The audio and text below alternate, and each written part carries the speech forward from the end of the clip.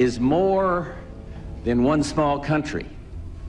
It is a big idea, a new world order, where diverse nations are drawn together in common cause to achieve the universal aspirations of mankind. With few exceptions, the world now stands as one.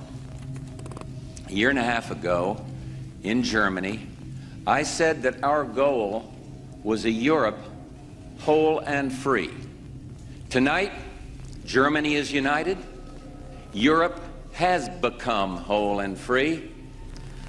The world can therefore seize this opportunity to fulfill the long-held promise of a new world order. We can find meaning and reward by serving some higher purpose than ourselves. A shining purpose, the illumination of 1,000 points of light.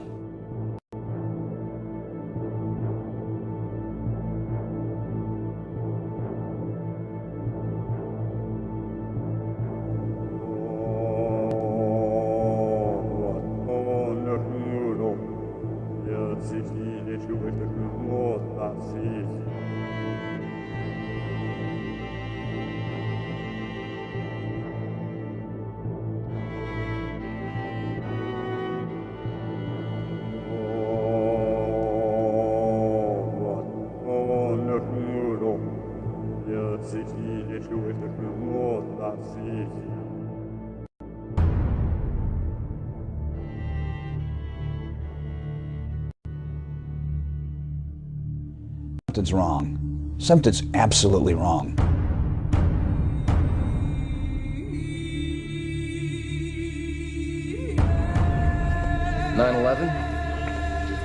Inside job. Plain and simple. All you gotta do is connect the dots. It is time for us all to dig deeper, because this could be an inside job. I do believe that it defies physics for the World Trade Center Tower 7, Building 7, which collapsed in on itself. It is impossible for a building to fall the way it fell without explosives being involved.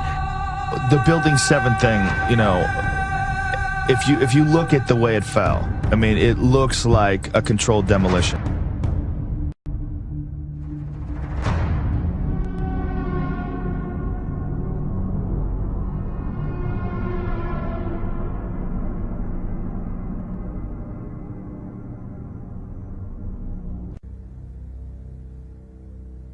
Can you believe what you have been seeing on CNN today, ladies and gentlemen?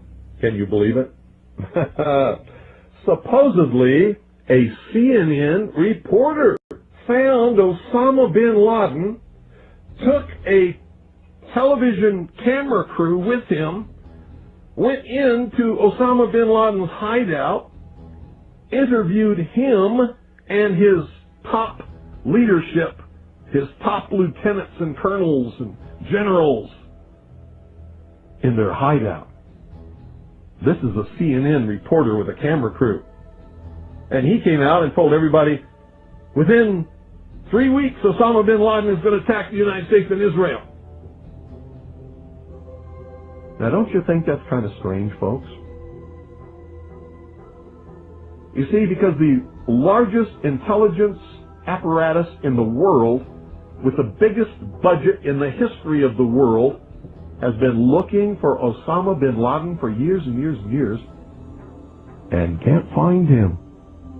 A reporter from CNN and his little camera crew got in to Osama bin Laden's secret hideout and conducted an interview. If you don't believe me, tune into CNN. They're probably running it right now as I'm speaking. And if you believe it, you are one of the stupidest jerks that ever lived on the face of this earth. And whatever is going to happen that they're going to blame on Osama bin Laden, don't you even believe it. When in hell are all you people going to wake up?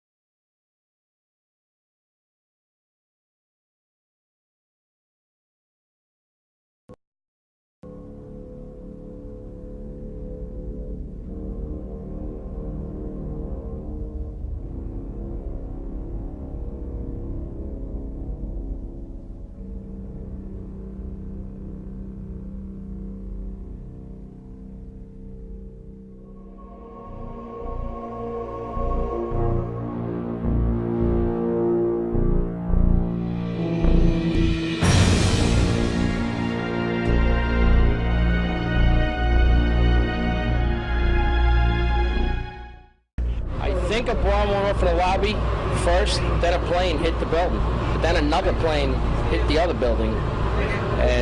But when I was coming through the doors on the other side of the Trade Center, something, either they blew the lobby up or something, because it blew the glass out of the doors and knocked us all down. You're in the building trying to help people, and it's exploding on the inside the building. So I don't think we get any worse than this. It wasn't from the jet fuel. No way.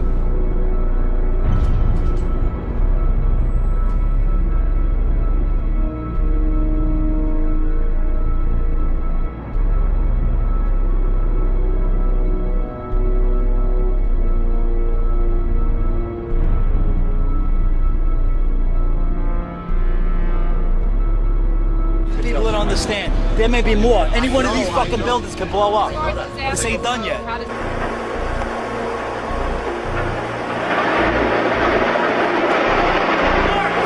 See the firemen assembled here, the police officers, FBI agents.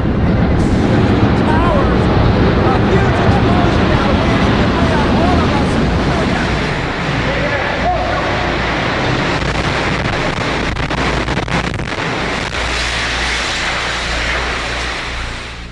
My name is Tom Sullivan. I worked for Controlled Demolition Incorporated, CDI, the top-rated explosive demolition firm in the world, owned by the Loiseau family during the years surrounding 9/11. I worked for them as an explosives loader for 2.5 years. As an explosives loader, my job was to place explosives in the buildings to prepare them for demolition. There are many steps that you need to take. First off is you have to weaken the building.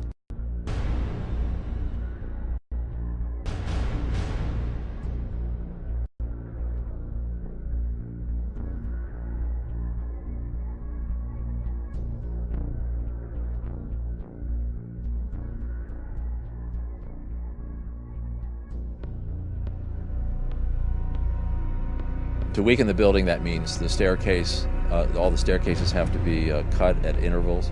The firewalls have to be removed. The elevator shafts have to be cut. I look down to my right, and the elevators exploded, something out of like a Bruce Willis Die Hard movie. People just come running out of the elevators on fire, fireballed. I mean, it was like, what is going on here? Something's up here. I mean, the plane's up there, now there's fire down here. Then you have to move to the support columns on the particular load floors, and those are cut by a torch for two reasons. First, to weaken them, and also to allow for charges to be placed onto the structure, onto the columns themselves. And that essentially reduces their strength by about 20%. And even with all of that work being done to weaken this building, it still remains safely standing, so we can continue to work in it. The story that just a few columns can cause a synchronized global collapse, an implosion, is, well, that's just nonsense.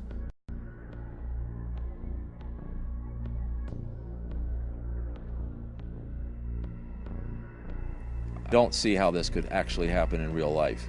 When we load a building, we have to have all the support columns on a given load floor fail at the same time, within milliseconds of one another. And therefore, the entire building comes down in a synchronized implosion. So I think this notion of a one column failure causing an entire building to implode in a synchronized fashion is just nonsense. Looking at the building, it wouldn't be a problem once you gained access to the elevator shafts. How about an elevator modernization, which we know was going on the 9 months prior to 9/11? Yes, Elevator World, March 2001 documents it. In fact, they were in the middle of this modernization. There are people who noted that the elevators were locked in turn and that there were guards placed at these locked elevators during the modernization. Of course, you would have to have access to security. Securicom was brought in. Who sits on the board of Securicom? Marvin Bush, the younger brother of George Bush. Then a team of loading experts would have access to all the core columns and beam. The rest could be accomplished at that point by just the right kind of explosives for the job at hand. The choices are many out there. You wouldn't need miles and miles of det cord. You could have used wireless remote detonators, and they have been available for years. You need to only look at an action movie to see them in use, and of course the military has them as well.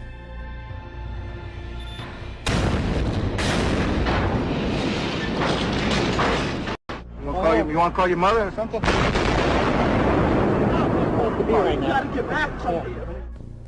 Contractors don't use them, on the other hand, because they're just too expensive. Well, you wouldn't have found steel casings to be left in the rubble. They haven't been used for years. What we use now is RDX, copper-jacketed shape charges, and when they're initiated, there's nothing left of those charges. And in the case of thermite, well, thermite self-consuming cutting charges have been around since they first patented in 1984. So there would be nothing left in the debris pile except some residue of molten iron.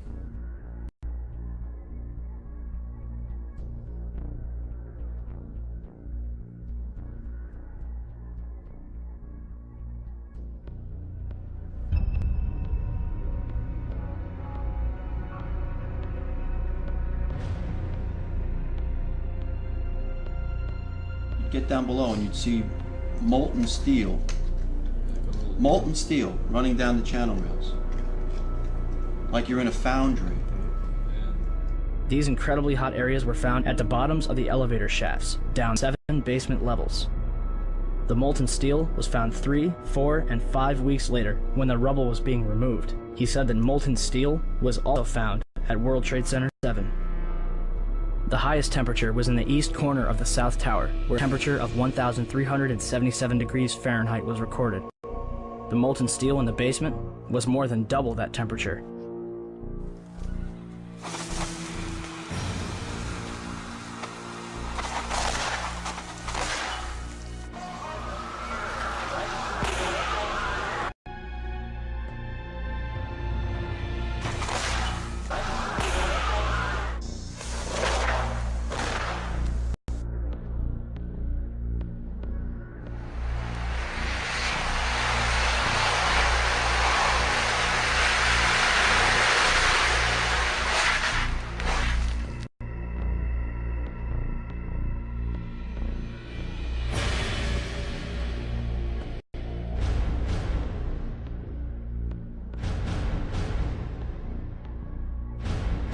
With any implosion, you don't hear one massive boom sound. What you do hear is smaller explosions going off.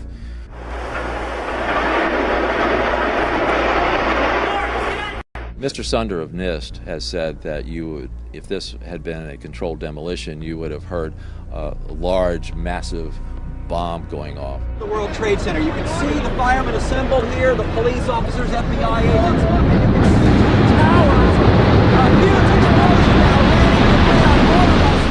What in reality happens with a controlled demolition is you hear a successive, progressive, smaller waves of smaller explosions going off.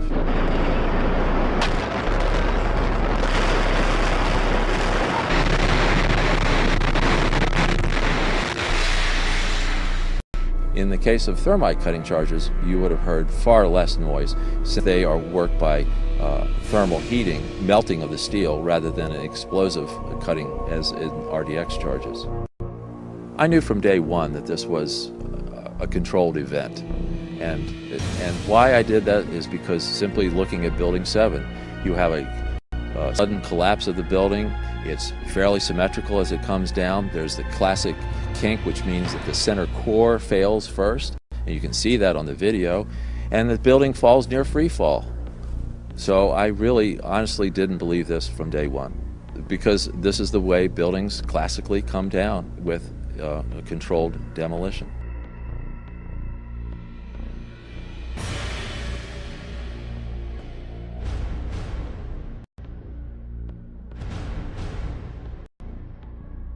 This material is not normal thermite. That's the other thing that really needs to be understood. Anybody could make normal thermite. You can get the ingredients, you can mix them together, you can make them. Any kid could basically do it if they knew the recipe.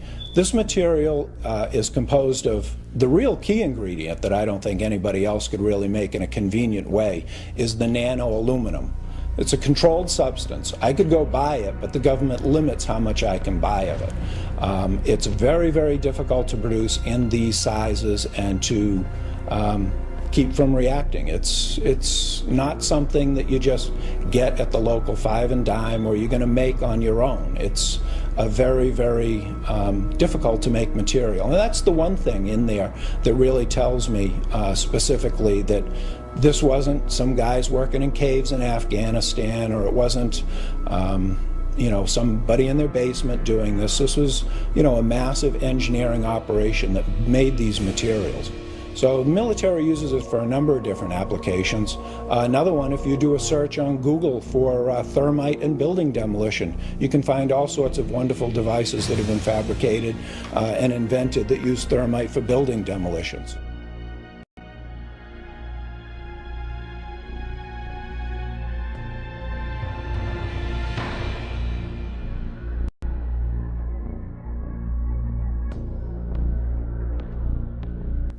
An example would be that in 1984 there was a patent issued for thermite cutter charges to be used in building demolitions that could shoot molten iron through the structural steel in milliseconds.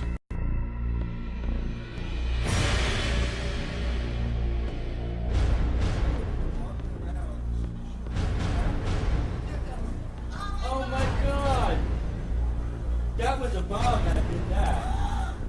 Oh, fuck! Look at that! That was a fucking bomb that did that. There's no goddamn way that could have happened.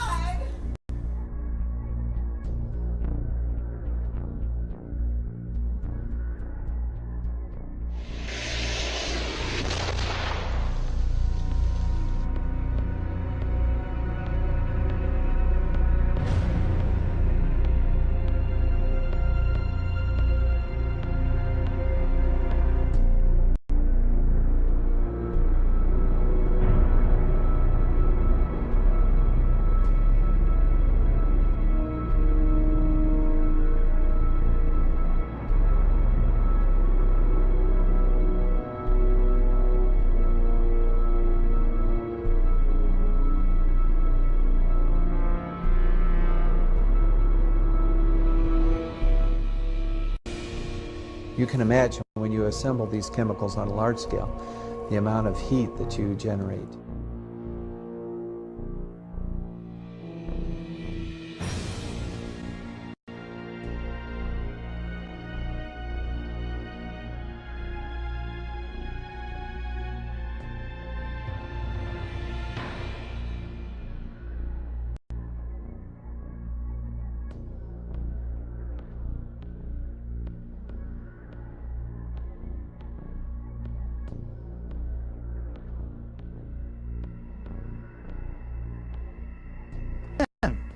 Who does Bush appoint? He appoints Henry Kissinger. Naming Kissinger sets a new standard for cynicism, or for being out of touch, or both. A New York Times editorial suggests the choice was to contain an investigation the White House long opposed. But Kissinger at least is an expert on the date September 11th. It was on that day in 1973 that the CIA-assisted overthrow of the democratically elected government of Chile takes place, masterminded by Kissinger for Richard Nixon. President Salvador Allende is murdered. After a universal backlash, Kissinger backs off. Bush then names, it's 431 days now, Thomas Kean and Lee Hamilton as co-chairman. Kane's Azerbaijan oil connections and other conflicts of interest should make him ineligible from the outset. He earlier co-chairs the Homeland Security Project. Observers have noted that huge profits are to be made in the surveillance and security industries these days. The White House chooses all the commissioners. Lynn calls them key insiders rife with conflicts of interest. The White House brazenly appoints as the executive director one Dr. Philip Zelikow, a right-wing Republican hawk deeply involved in the Bush circle, a member of the Bush-Cheney transition team, and a national security council advisor with Condoleezza Rice under Bush 1. The Bush White House did everything in its power to derail an open inquiry. Then, when faced with its inevitability, the president and his aides sought to limit its scope, its access, and its funding. This commission was about as independent from White House control and manipulation as the abused prisoners at Abu Ghraib were from their jailers. The White House releases only 25% of 11,000 documents requested. It blacks out portions of the released documents, resists requests that the administration officials testify under oath, and tries to rush the commission's deadline. Bush and Cheney meet the commission. But it is behind closed doors. They refuse to testify under oath. No tape recorders are allowed. No transcript is allowed. Bush makes no opening statement, and those taking notes must submit them to security personnel. My administration will not talk about how we gather intelligence, if we gather intelligence, and what the intelligence says. I will not discuss. We will not discuss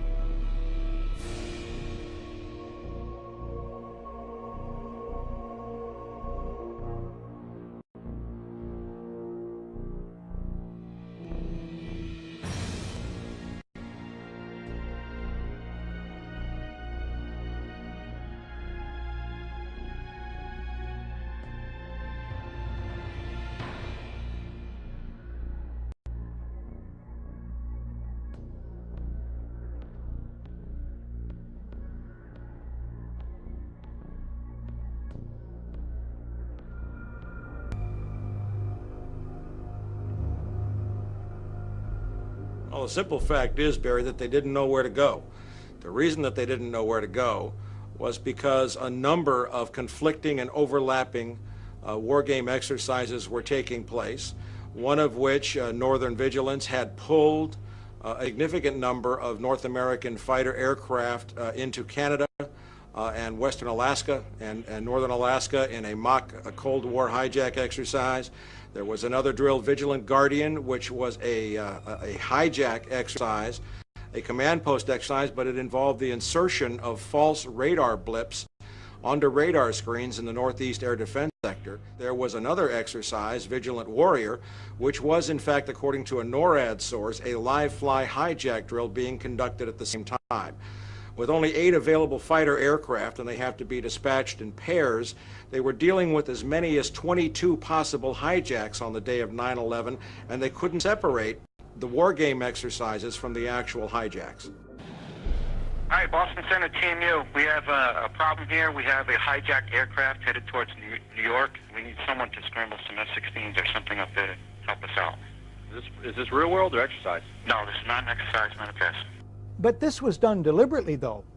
These war game exercises were apparently very well planned by someone who I will show, I believe, was Dick Cheney in the United States government to deliberately confuse FAA, NORAD, and U.S. Air Force fighter response to fulfill a prophecy that another man had once said, let one happen and stop the rest. We do not have a clear explanation for why fighters from Andrews Air Force Base were sent out over the sea first and couldn't turn around because the 9/11 Commission seemed to change all the evidence just arbitrarily right before it issued its final report. So we don't have a clear explanation, but certainly there was this all consistent with a motive that said make sure that the fighters don't get to any place in time to stop the 3 critical attacks on the World Trade Center and the Pentagon. Do we want to think about scrambling aircraft? Oh, God, I don't know. That's a decision somebody's going to have to make probably in the next 10 minutes.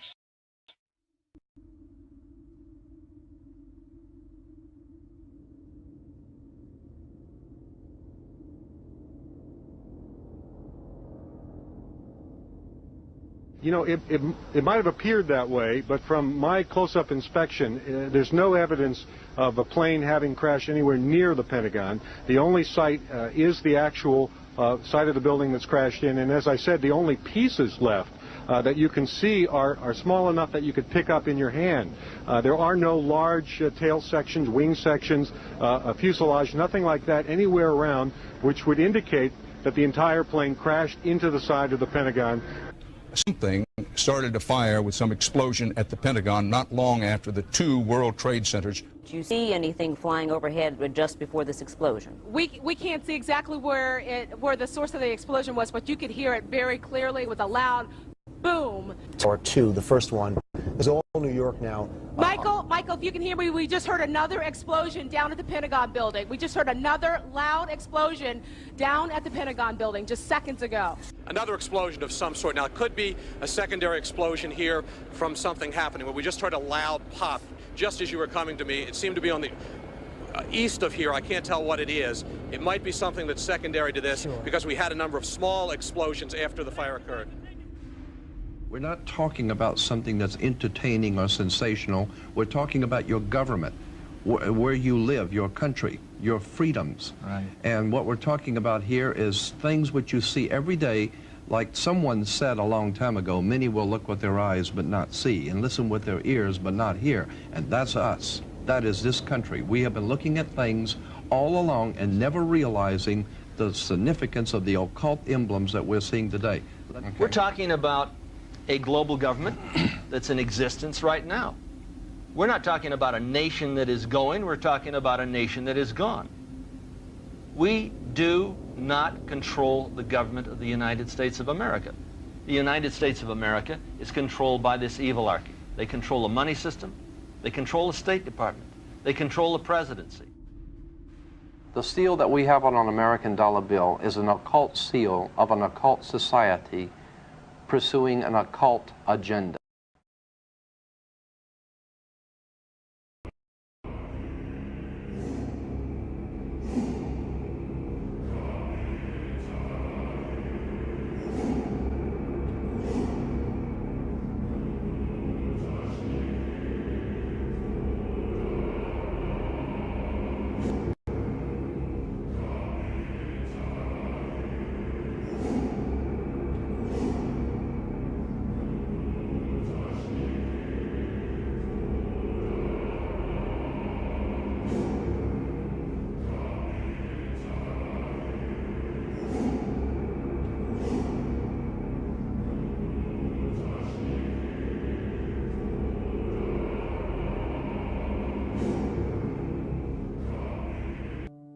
Now you might be noticing I don't feel about that war the way we were told we were supposed to feel about that war, the way we were ordered and instructed by the United States government to feel about that war. See, my mind doesn't work that way. I got this real moron thing I do, it's called thinking.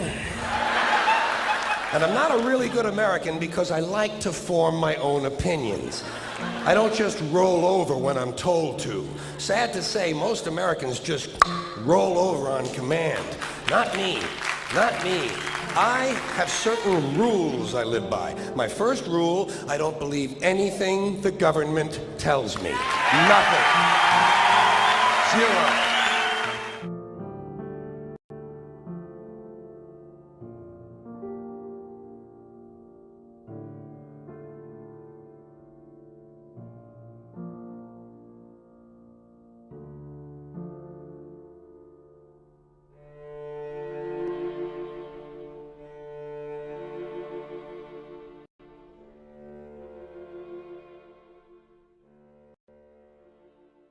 It concludes that Iraq has chemical and biological weapons, that Saddam has continued to produce them, that he has existing and active military plans for the use of chemical and biological weapons, which could be activated within 45 minutes, including against his own Shia population.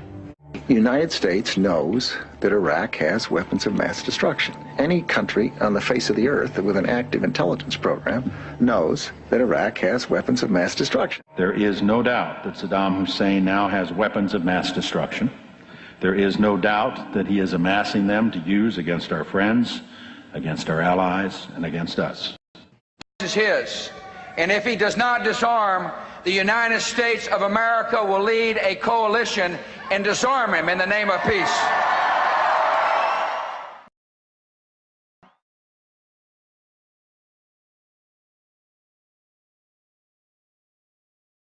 Aids and protects terrorists, including members of Al-Qaeda. Secretly and without fingerprints, he could provide one of his hidden weapons to terrorists or help them develop their own.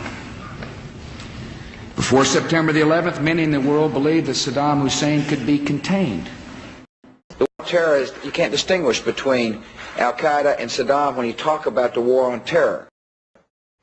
We've learned that Iraq has trained Al-Qaeda members in bomb making and poisons and deadly gases. He's a threat because he is dealing with Al-Qaeda. We know that Iraq and Al-Qaeda have had high-level contacts.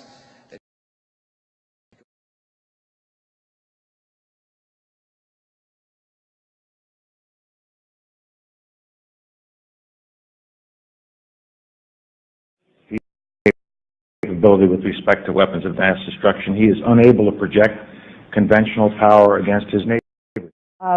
To keep arms from him, his military forces have not been rebuilt.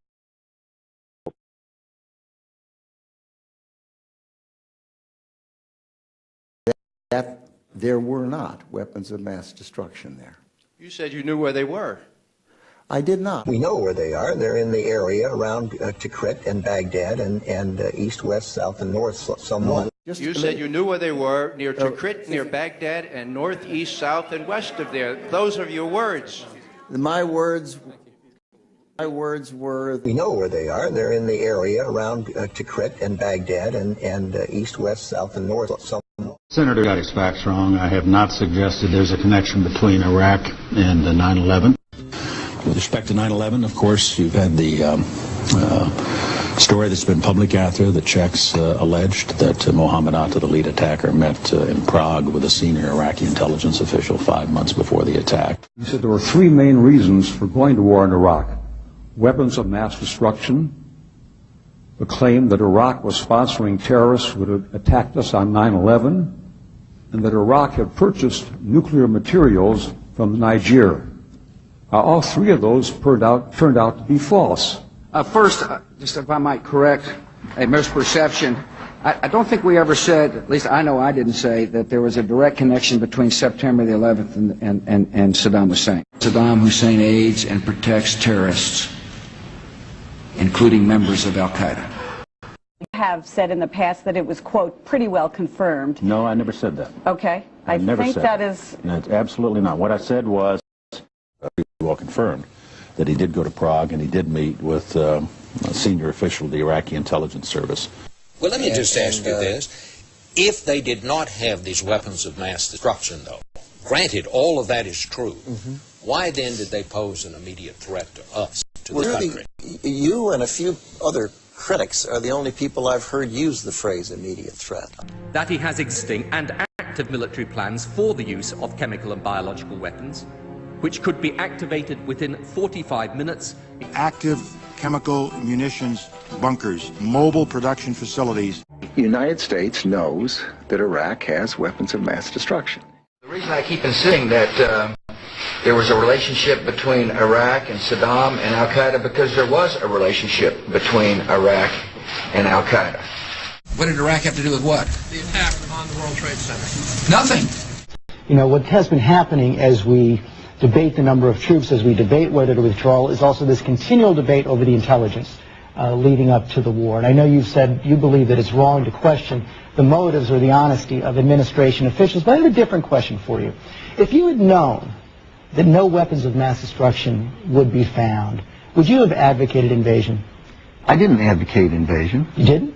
No, I wasn't asked. If you read all the books and the things... You weren't, but why weren't you asked? That's very puzzling. Well, I'm sure the president understood what my views were, but as a technical matter, did he ever look and say, what should we do? Should we go do this or not do that? This is something that the president thought through very carefully. Are you trying to distance yourself from the war with that? Of course not. I agreed completely with the decision to go to war. And said that 100 times. And don't even suggest that. I'm just asking. Yeah, well, you know better. Look, the interesting thing to me about the pre-war intelligence is clearly it was wrong. Every statement I make today is backed up by sources, solid sources.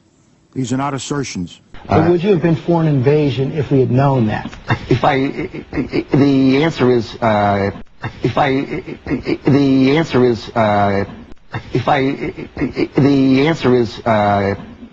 probably yes. Iraq, one Democratic senator now says you can add the entire Intelligence Committee to the list. Dick Durbin of Illinois making the amazing claim on the floor of the Senate that while he and perhaps the 16 other members of that Intelligence Committee knew the administration was misleading the American public, he, perhaps they, kept quiet about it because due to his position on the committee, he had been sworn to secrecy. A few hundred feet away from here, in a closed room, carefully guarded, the Intelligence Committee was meeting on a daily basis for top secret briefings about the information we were receiving, and the information we had in the Intelligence Committee was not the same information being given to the American people. I couldn't believe it. Members of this administration were in active, heated debate over whether aluminum tubes really meant that the Iraqis were developing nuclear weapons. Some within the administration saying, of course not. It's not the same kind of aluminum tube. At the same time that members of the administration were telling the American people to be fearful of mushroom-shaped clouds. I was angry about it. Frankly, I couldn't do much about it. Because you see, in the Intelligence Committee, we're sworn to secrecy. We can't walk outside the door and say, the statement made yesterday by the White House is in direct contradiction to classified information that's being given to this Congress. We can't do that. We couldn't make those statements. And so in my frustration, I sat here on the floor of the Senate and listened to this heated debate about invading Iraq, thinking the American people are being misled. They are not being told the truth.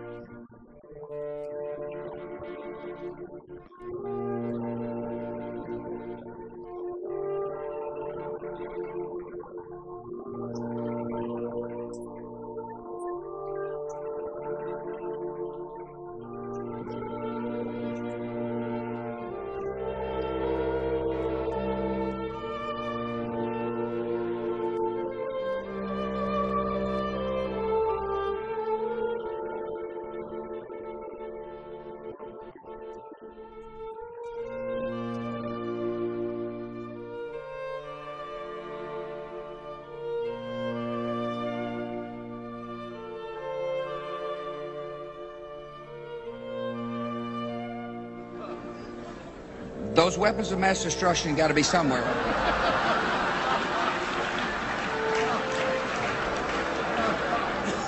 Those weapons of mass destruction got to be somewhere. I'm locked down, dude. I tell you what. Shit! Oh, my ear! We need to get the fuck out of here! Nope, no weapons over there.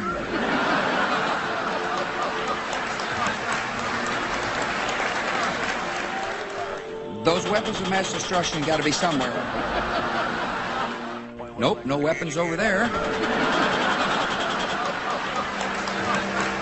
Maybe under here. Oops, this photo wasn't supposed to be in here.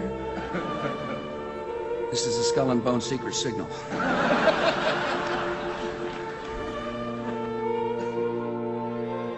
This is a Skull and Bone secret signal. This is a Skull and Bone secret signal.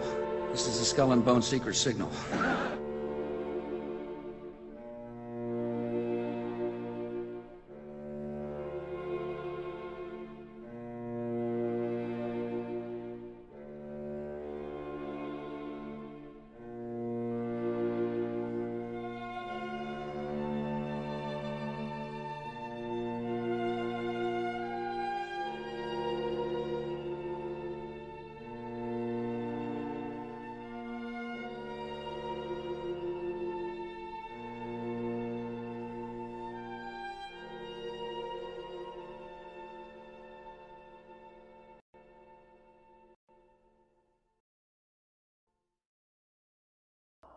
Sooner or later, the people in this country are going to realize the government does not give a fuck about them. Government doesn't care about you or your children or your rights or your welfare or your safety. It simply doesn't give a fuck about you. It's interested in its own power. That's the only thing, keeping it and expanding it wherever possible.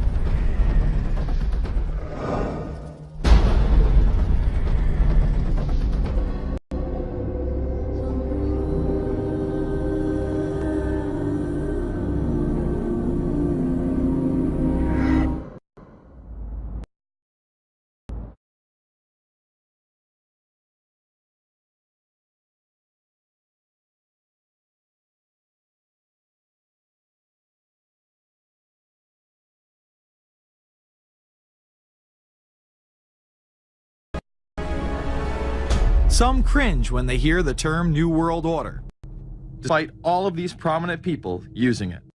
What is at stake is more than one small country. It is a big idea, a new world order, where diverse nations are drawn together in common cause to achieve the universal aspirations of mankind.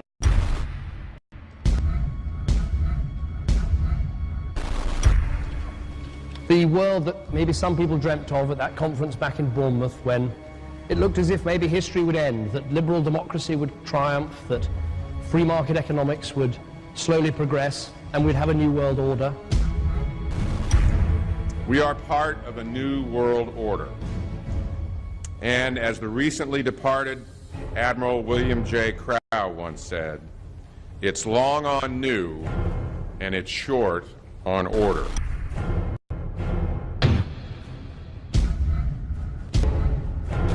Walter Isaacson wrote a wonderful book about some of the wise men who helped shape the New World Order following the Second World War.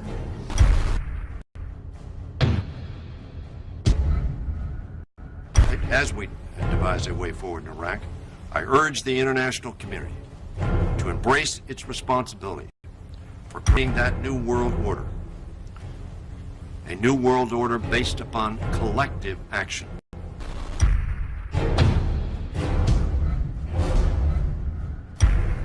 The transatlantic partnership was never just the foundation of our security. It was the foundation of our way of life. It was forged an experience of the most bitter and anguished kind. Out of it, came a new Europe, a new world order, a new consensus as to how life should and could be lived. And just like that, it was gone. It was a new world order. That's what President George H. Bush said. With few exceptions, the world now stands as one. A year and a half ago, in Germany, I said that our goal was a Europe whole and free. Tonight, Germany is united. Europe has become whole and free. The world can therefore seize this opportunity to fulfill the long-held promise of a new world order. We can find meaning and reward by serving some higher purpose than ourselves. A shining purpose, the illumination of 1,000 points of light. This is a world that is likely to be dominated in the near future, and perhaps longer, by the Gulf War and the New World Order, which is the buzzword of the moment. So the secret of a new world order, and at this point it's just a slogan, but it does have some historical background in terms that orders have succeeded each other over time. The secret of this is to learn how to use coalitions. Bush has invoked a new world order without enunciating a new American purpose. The president has still failed to articulate clear goals for our nation's foreign policy in this new age. And that's why I wanted to speak to you today about the new world taking shape around us, about the prospects for a new world order now within our reach. In the coming weeks, I'll be talking in some detail about the possibility of a new world order emerging after the Cold War. But today, I want to discuss another aspect of that order. You see, as the Cold War drew to an end, we saw the possibilities of a new order in which nations work together. It refers to new ways of working with other nations to deter aggression and to achieve stability. As old threats recede, new threats emerge. The quest for the new world order is in part a challenge to keep the dangers of disorder at bay. We must build on the successes of Desert Storm to give new shape and momentum to this new world order. Only when this transformation is complete will we be able to take full measure of the opportunities presented by this new and evolving world order. The new world order really is a tool for addressing a new world of possibilities. This order gains its mission and shape not just from shared interests, but from shared ideals. After the Gulf War had ended, Bush was so obsessed with the idea of a new world order that he had a series of Glocks imprinted with the term that he would give to members of his administration, including Colin Powell, Brent Scowcroft, Dick Cheney, and General Norman Schwarzkopf. Cheney would even approve policy papers regarding the New World Order.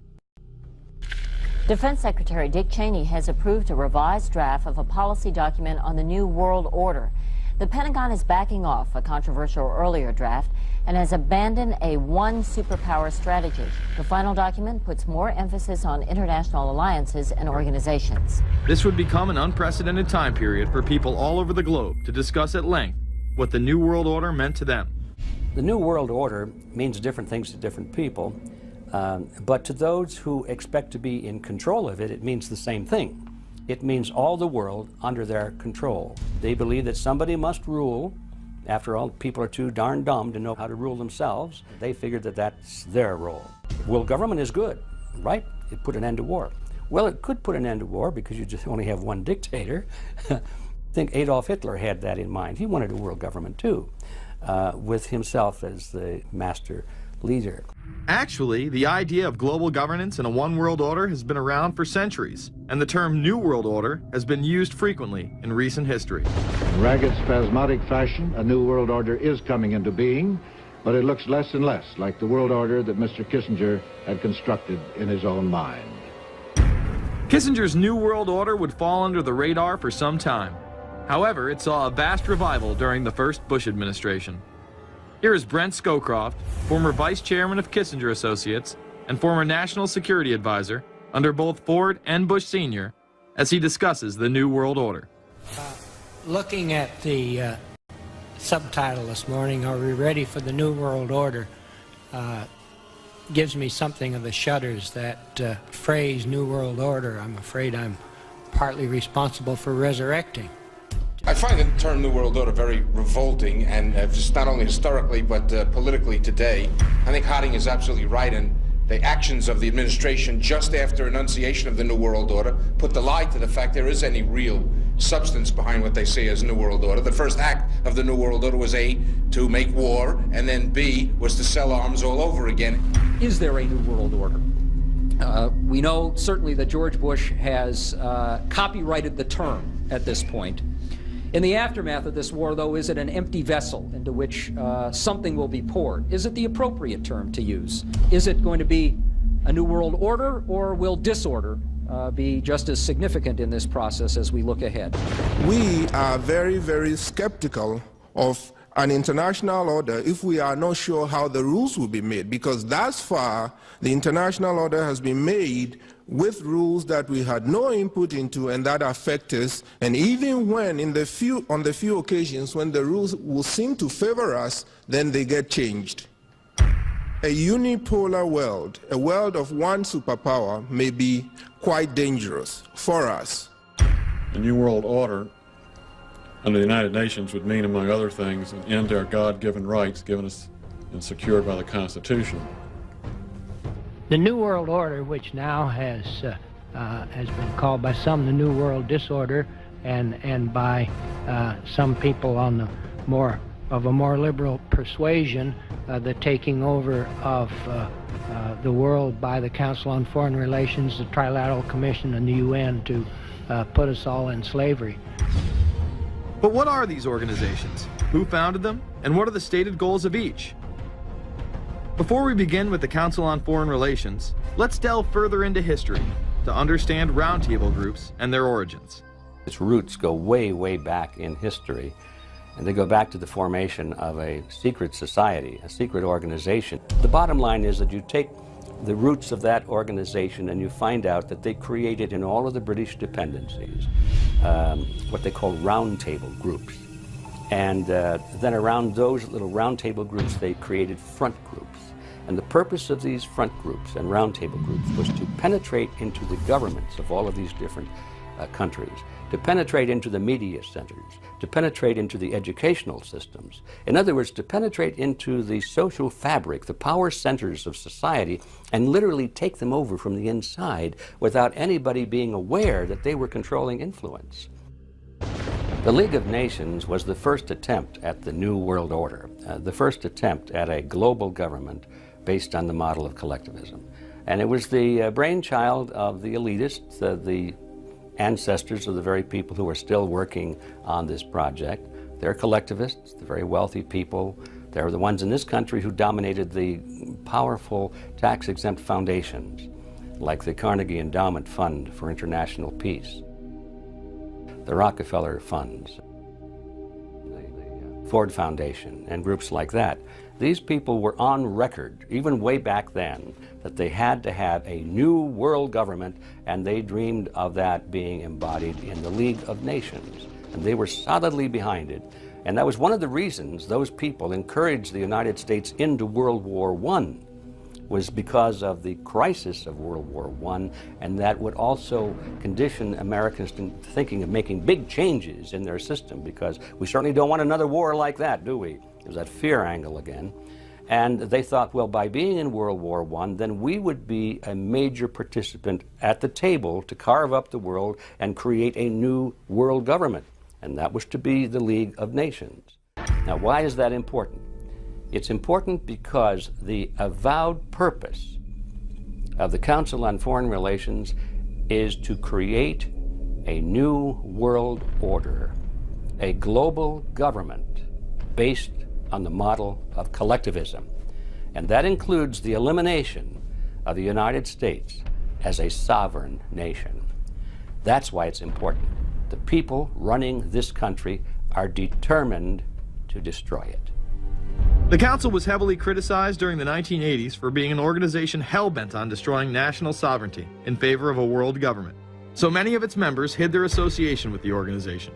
Dick Cheney had this to say in response to a question by David Rockefeller, who became the CFR's youngest director in 1949 and was chairman of the board from 1970 to 1985.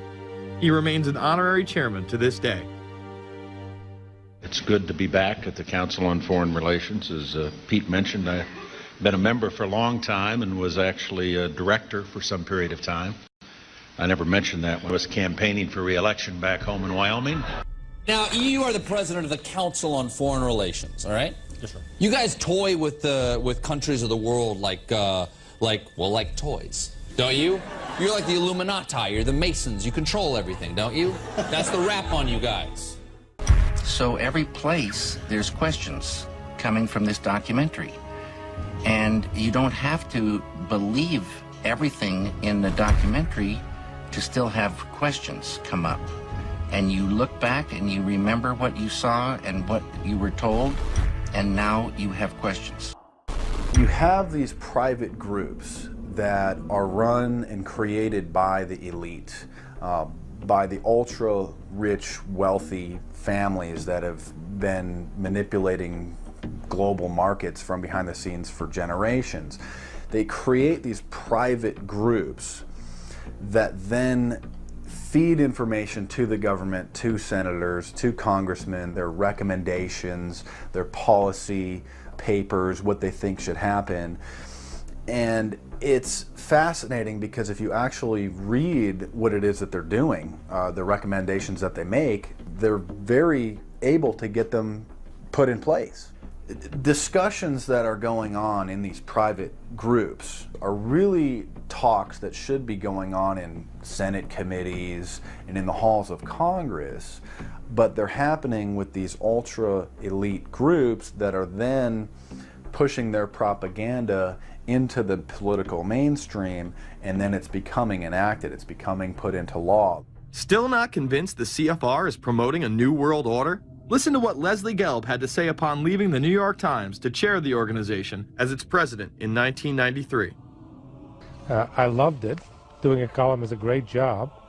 I'm going to an equally great but different job, and in a way a job that caps everything I've been doing in my life, in government, in academia, and in journalism. I think that's what the Council on Foreign Relations will allow me to do. You know, for example, you had me and 3 or 4 other folks on this show a few months ago to talk about the New World Order, right? Exactly. Right? Bob I talk Hormats about and it, you, exactly. Right. I talk about it all the time. New World Order wants a global system where one small central authority of individuals can then dictate a policy that's going to be distributed down to the rest of the world, everywhere, in the smallest little town in the middle of nowhere in some remote country. I now think it's safe to say that the Council is extremely influential on the world stage and openly promote global governance. The Council and the globalists were able to take this agenda to the next level following World War II. The United Nations was born out of the ashes of this conflict. Unlike the League of Nations, the United States not only joined this organization, they championed it. First book I wrote was The Fearful Master, a second look at the United Nations. It was written at a time when it was not popular to be critical of the UN. I mean, the United Nations was viewed by almost everybody as our last best hope for peace. It was a means, we were told, to bring humanity together and put an end to war and live in peace and harmony and promote trade and all of these good things. I wish it were any of those things, but it's not. The original charter for the United Nations was drafted in San Francisco in 1945, and the United States became a permanent member of the Security Council, along with France, the United Kingdom, the Soviet Union, and the Republic of China. The process by which other nations' belief systems could be used to erode and eviscerate our Constitution and Bill of Rights had taken a giant leap forward. The United Nations is one of the most well-known sort of globalization attempts. Its primary goal is to streamline all the governments of the world, to create a global council and to unify all the rules and all the regulations for the world. So it's essentially the precursor and an engine of this new world order. The United Nations is made up of all of the countries of the world, most of which are dictatorships of one kind or another. And you don't take a bunch of dictatorships and put them into a bag and shake it up and come out with a freedom-loving governmental unit. You come out with a global dictatorship. This was the public base of global governance. However, many other organizations have been birthed since. Even more suspect is a private group called the Trilateral Commission. David Rockefeller and Henry Kissinger are among its some 300 influential members. The Trilateral Commission, rich and powerful business and political leaders from Japan, Europe, and North America. The New York-based policy group was formed in 1973 by Chase Manhattan Bank Chairman David Rockefeller. In addition to Rockefeller, there are many other noted American members. Among them, economist Alan Greenspan, former Defense Secretary Harold Brown. George Bush was once a member, but resigned last year before his unsuccessful presidential campaign. Back then, it wasn't politically wise to be aligned with what his party's right wing considered a shadow world government. The United Nations would take over America. The Trilateral Commission would control the world. Just look at its membership, they say. Current and former members include Presidents Clinton, Bush, and Carter. Names like Brzezinski, Christopher, Kissinger, and Schultz. And top executives of ITT, Xerox, Exxon, and Nations Bank. Although this group with only 300 members seems to be at the apex of the power structure, there is yet another group formed in 1954 that is even smaller in number and has a greater influence on world events. Meet the Bilderberg Group. This elite group meet annually around the globe. There is a core group of members who have attended every year for decades, such as David Rockefeller, Henry Kissinger, and Queen Beatrix of the Netherlands. These members invite others who are politically and socially relevant at the time. Each year, around 140 people are in attendance. Real quick, I'd ask you this question.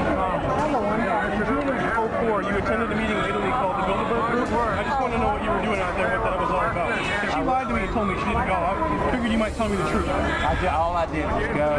They had a Republican and a Democrat. Republican was... I gave like a 20-minute talk on the presidential election. Did it have anything to do with being John Kerry's running mate? Did they talk about that at all? No, because I wasn't his running mate. Okay. I happened to be in Europe then on my way to Russia. I was invited to go to Bilderberg by Vernon Jordan, a friend of mine, and a genuine hero of the civil rights movement. And to the best of my knowledge, NAFTA was not discussed by anybody in my presence. Documents released by the group in 2001 reveal that in September of 1955, the group met in Germany and covertly outlined the idea of a European Union.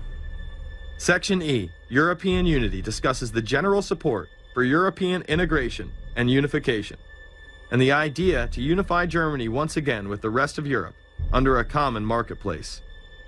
Belgian Viscount and current Bilderberg chairman Etienne Davignon told the EU Observer in 2009 that the next Bilderberg meeting could improve understanding on future action in the same way it helped create the euro in the 1990s.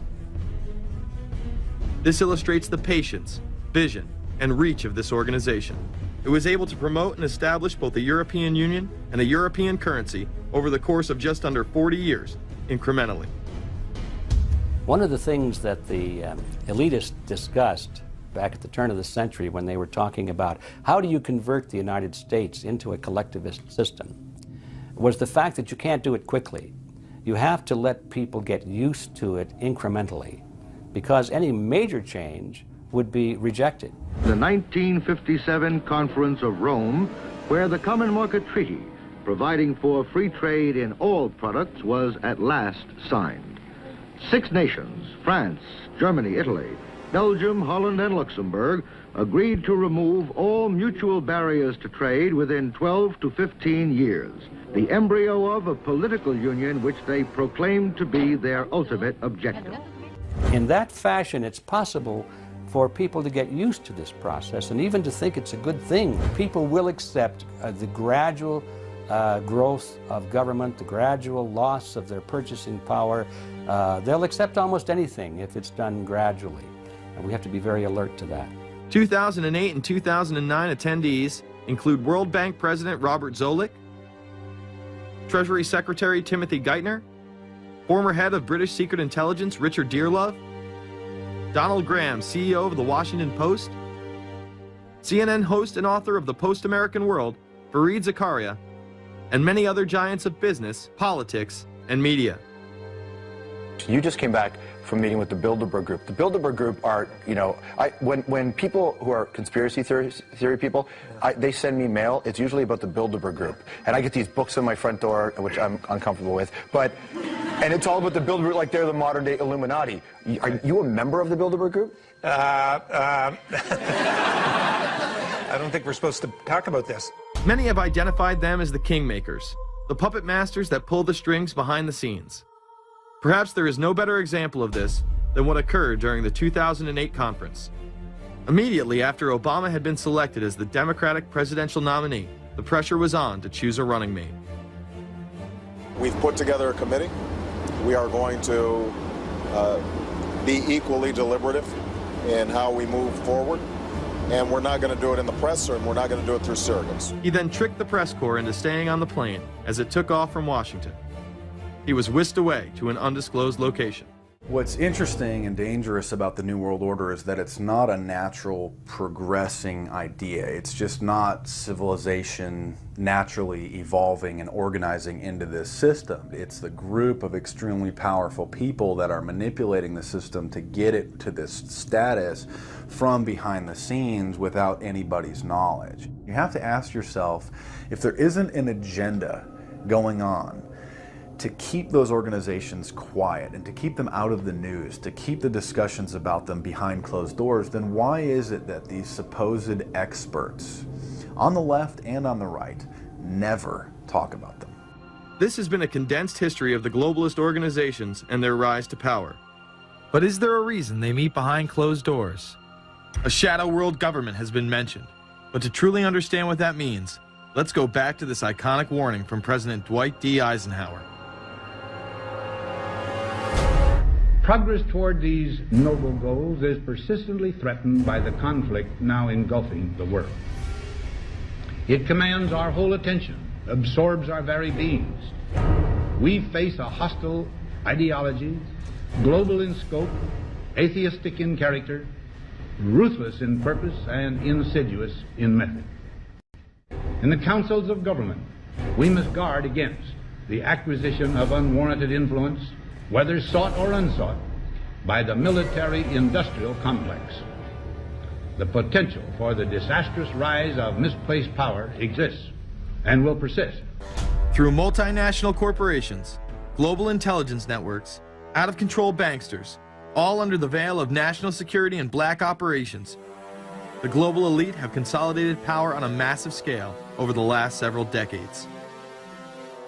You see, global corporations not only fund and develop large technological and military projects here and abroad, they also own the consumer industry and production, as well as all of the important media. By owning the vast majority of what we hear and see on a daily basis, we have been manipulated on a mass scale as to regards to what we believe and desire, both socially and politically. Edward Bernays, the nephew of world-famous psychoanalyst Sigmund Freud, would study group dynamics and become the father of public relations. He authored the book Propaganda in 1928. In it, he described how to intelligently and consciously manipulate the habits and opinions of the masses within a democratic society. He went on to state that those who harness this unseen mechanism of society constitute an invisible government and are the true ruling power. It is they who pull the wires which control the public mind, who harness old social forces and contrive new ways to bind and guide the world. The average American is distracted, mindless, worried about minuscule things, celebrities, as if it was their own family members. And this is by design, because the powers that be, who own the media, know how our brains work. They know scientifically how the human mind functions. They know about sociology, and they are using the media, and have used the media for decades now, to entertain people with issues that don't really matter. When you have the big news networks covering celebrity issues as if it's the most important thing, it becomes the most important thing. And this is not by accident. This is to keep us out of the way. Because if you're worried about the latest celebrity death or the latest celebrity couple or the celebrity breakup or your sports team having a shot at the Super Bowl or the World Series. There's so much information about those issues that can be discussed that will mesmerize people, and they won't know or care about the real issues that are out there.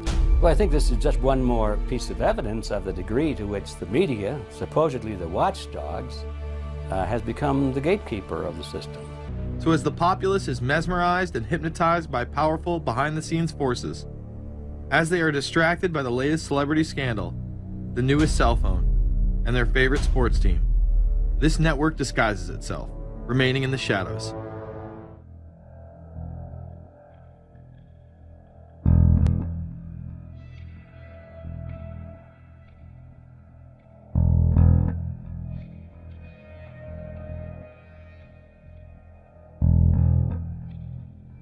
I appeared before the Congressional Committee to tell what I knew of activities which might lead to an attempt to set up a fascist dictatorship.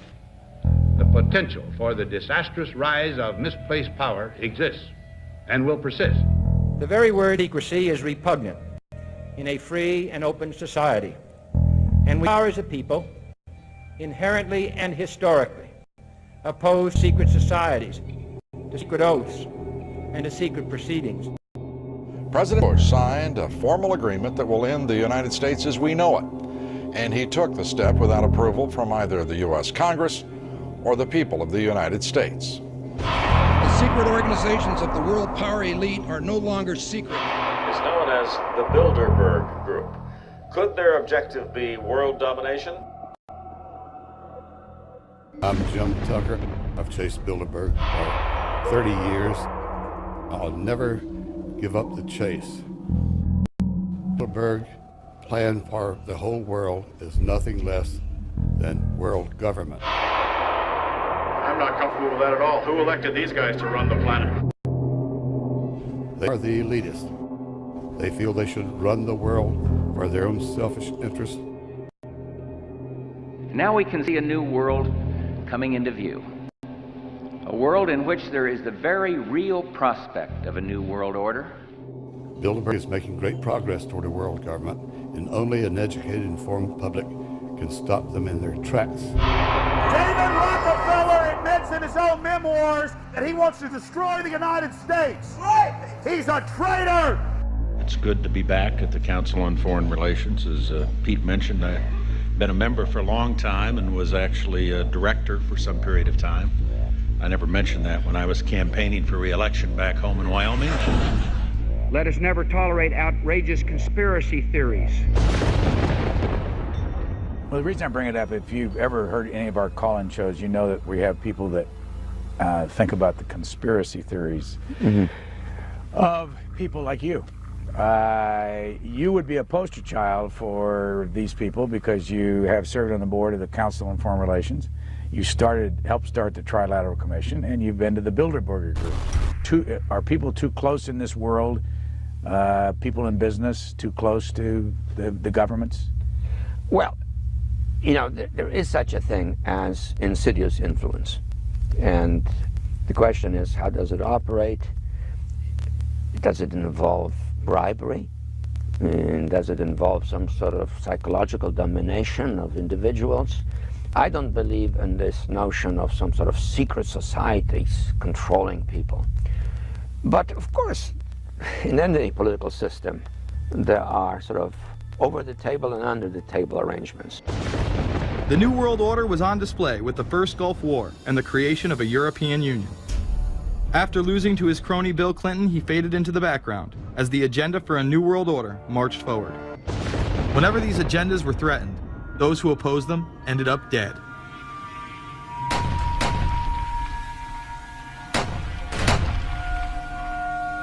We've got some difficult days ahead. But it really doesn't matter with me now, because I've been to the mountaintop.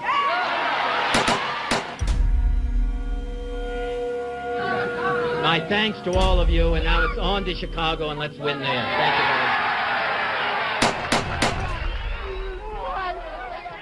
gave a paper about all three of the big assassinations in the 60s, which was John F. Kennedy, Bobby Kennedy, and Martin Luther King. And there are certain common denominators. I call these events deep events. We've become accustomed to the idea that every now and then something is going to happen, and we just know from the beginning we're not going to get to the bottom of it. And the more they happen, the more reconciled we've become to this state of affairs.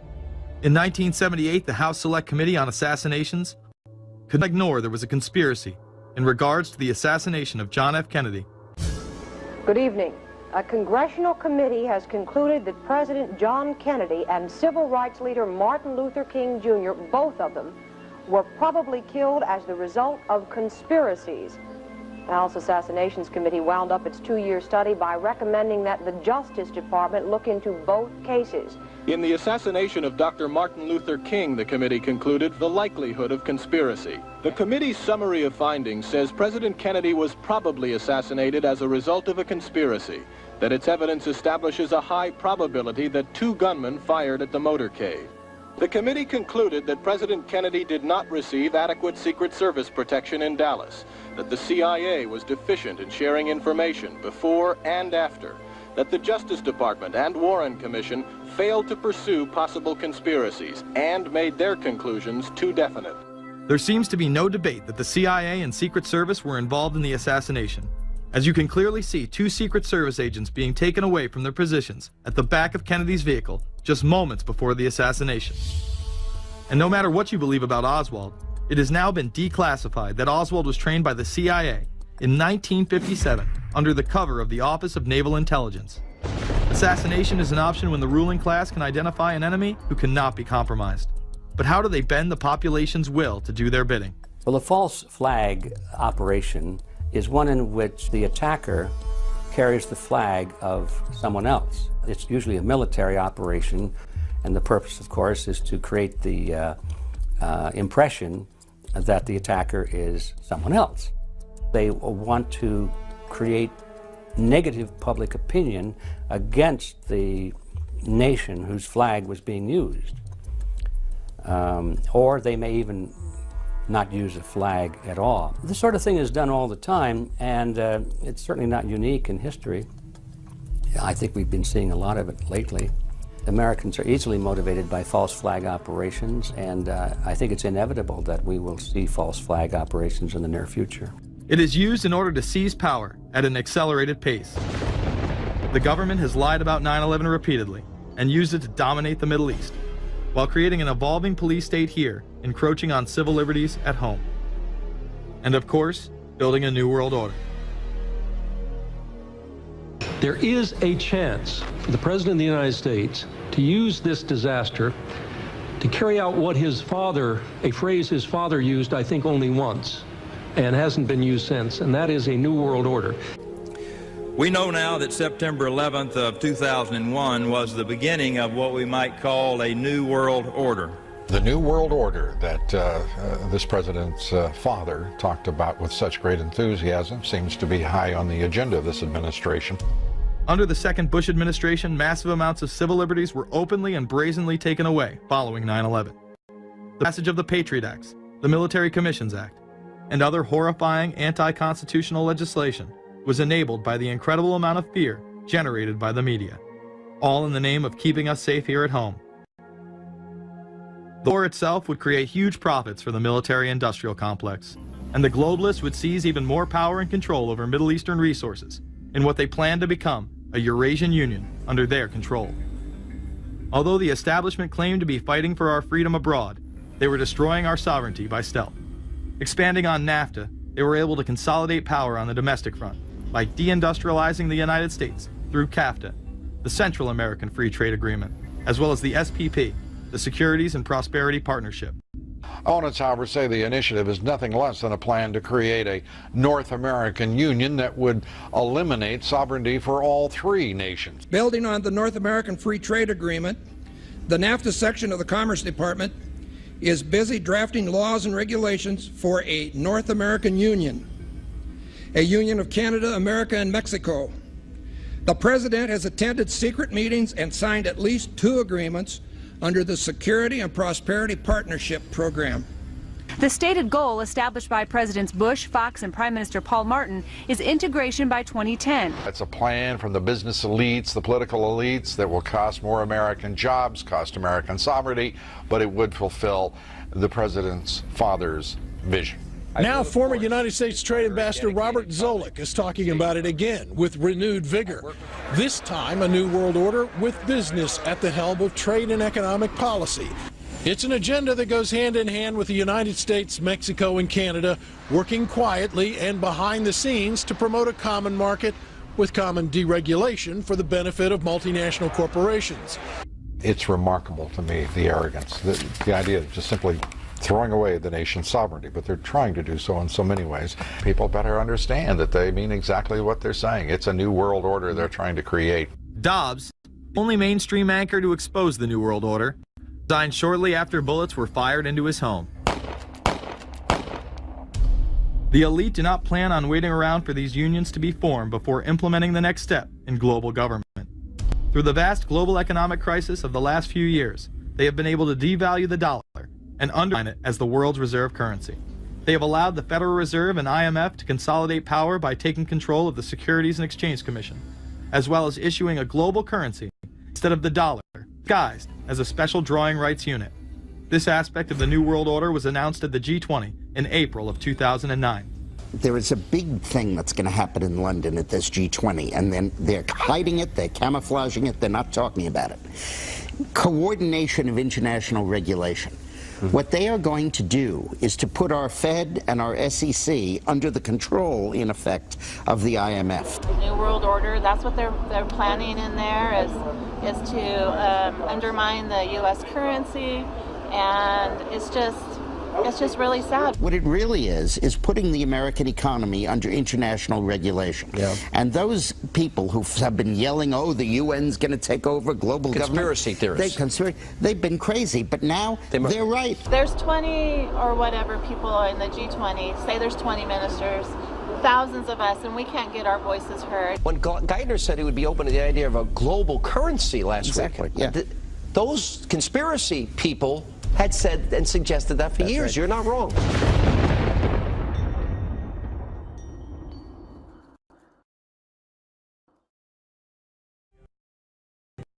In a free and open society.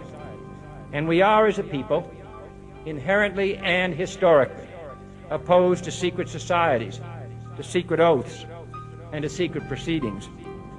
We decided long ago that the dangers of excessive and unwarranted concealment of pertinent facts far outweighed the dangers which are cited to justify it.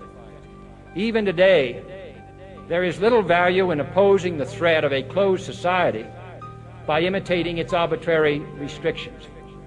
Even today, there is little value in ensuring the survival of our nation if our traditions do not survive with it.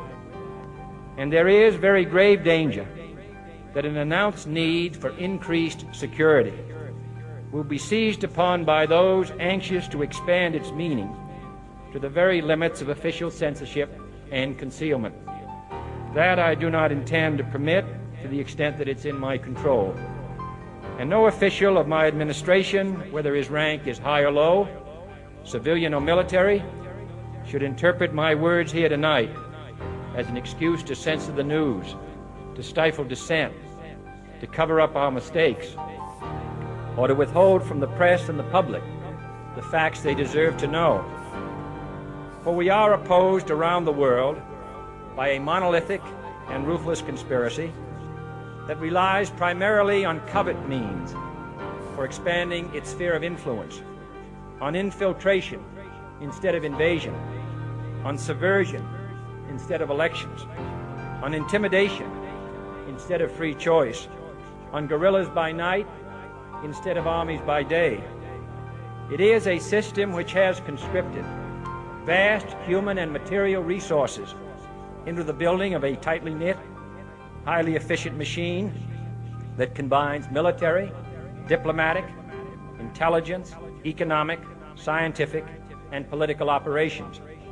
Its preparations are concealed, not published. Its mistakes are buried, not headlined. Its dissenters are silenced, not praised. No expenditure is questioned, no rumor is printed, no secret is revealed. No president should fear public scrutiny of his program, for from that scrutiny comes understanding, and from that understanding comes support or opposition, and both are necessary. I am not asking your newspapers to support an administration, but I am asking your help in the tremendous task of informing and alerting the American people. Cash is becoming weeded out. Cash will most likely be eliminated or extremely difficult to use in many situations, so that you'll have to use the global currency or the electronic currency. Even though a physical global currency is yet to exist, groups such as BRIC are openly promoting a new reserve currency, which is a conglomerate of Brazil, Russia, Indonesia, and China. Get everyone in the whole world using one currency, which some people think that's a good idea. Russian President Dmitry Medvedev recently showed off a sample coin of the new world currency at the G8 in July of 2009.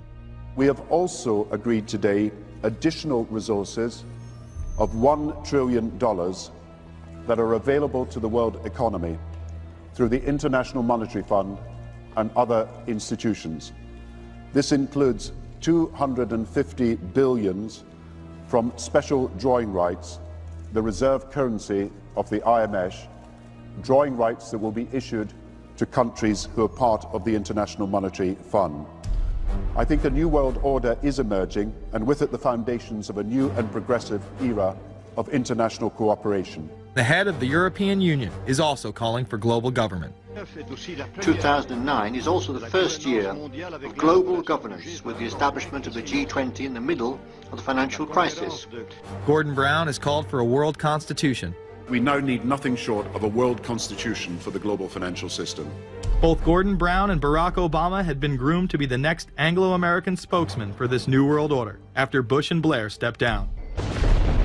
President Barack Obama has also espoused similar views on globalism.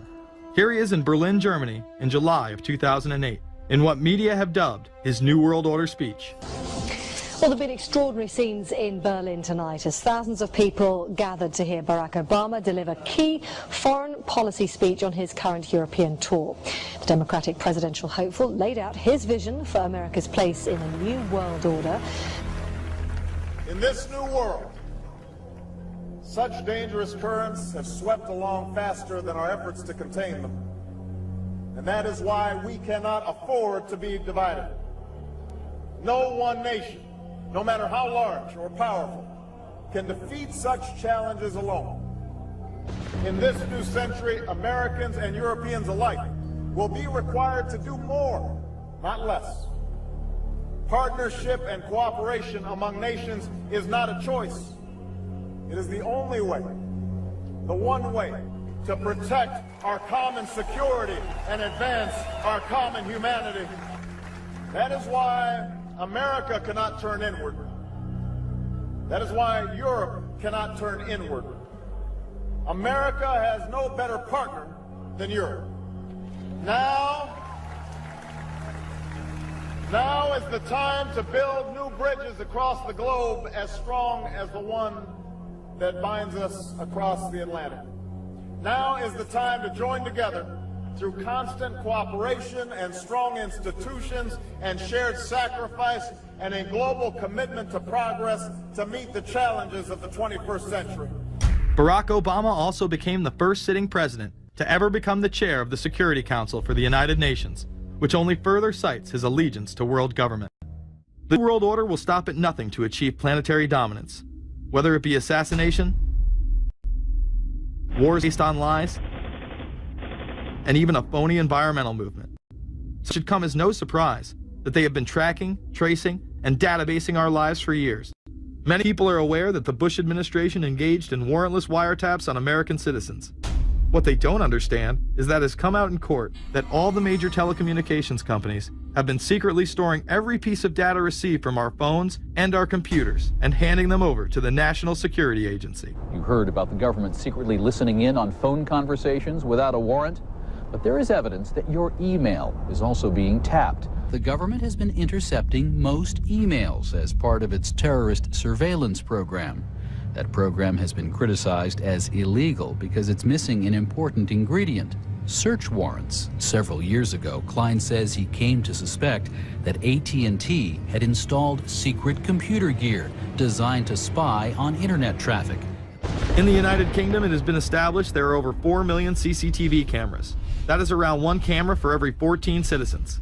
Their purpose is not to solve crime, as it takes 1,000 CCTV cameras to solve just one crime. It is to create a tattletale society in which everyone is under constant surveillance by the state and those around them. Your every move in both your home and the outside world is under constant surveillance by a criminal elite who operate above the law. As we are constantly under the microscope, their activities remain in the shadows. Obama extended diplomatic immunity to Interpol with Executive Order 12,425, further empowering criminal behavior within our own government. In the Middle East, endless wars will continue. Under the Obama administration, we have sent tens of thousands of more troops into Afghanistan. In the New World Order, when it's close to completion, for the average citizen, for people like you and me, is going to be essentially slavery. We're never going to be able to get ahead. We're never going to be able to amass enough wealth, essentially to retire or to do what we want to do in life. We're going to constantly be working for the man. They're creating essentially a two-class system. So it's going to be an inner ruling elite and then everyone else. And I got news for you. You're everyone else. The New World Order that is currently being built revolves around creating a global technopoly ruled by the elite, in which they dominate and control a severely reduced populace, which they treat as their pets. Is there a possibility that we have Taliban employees?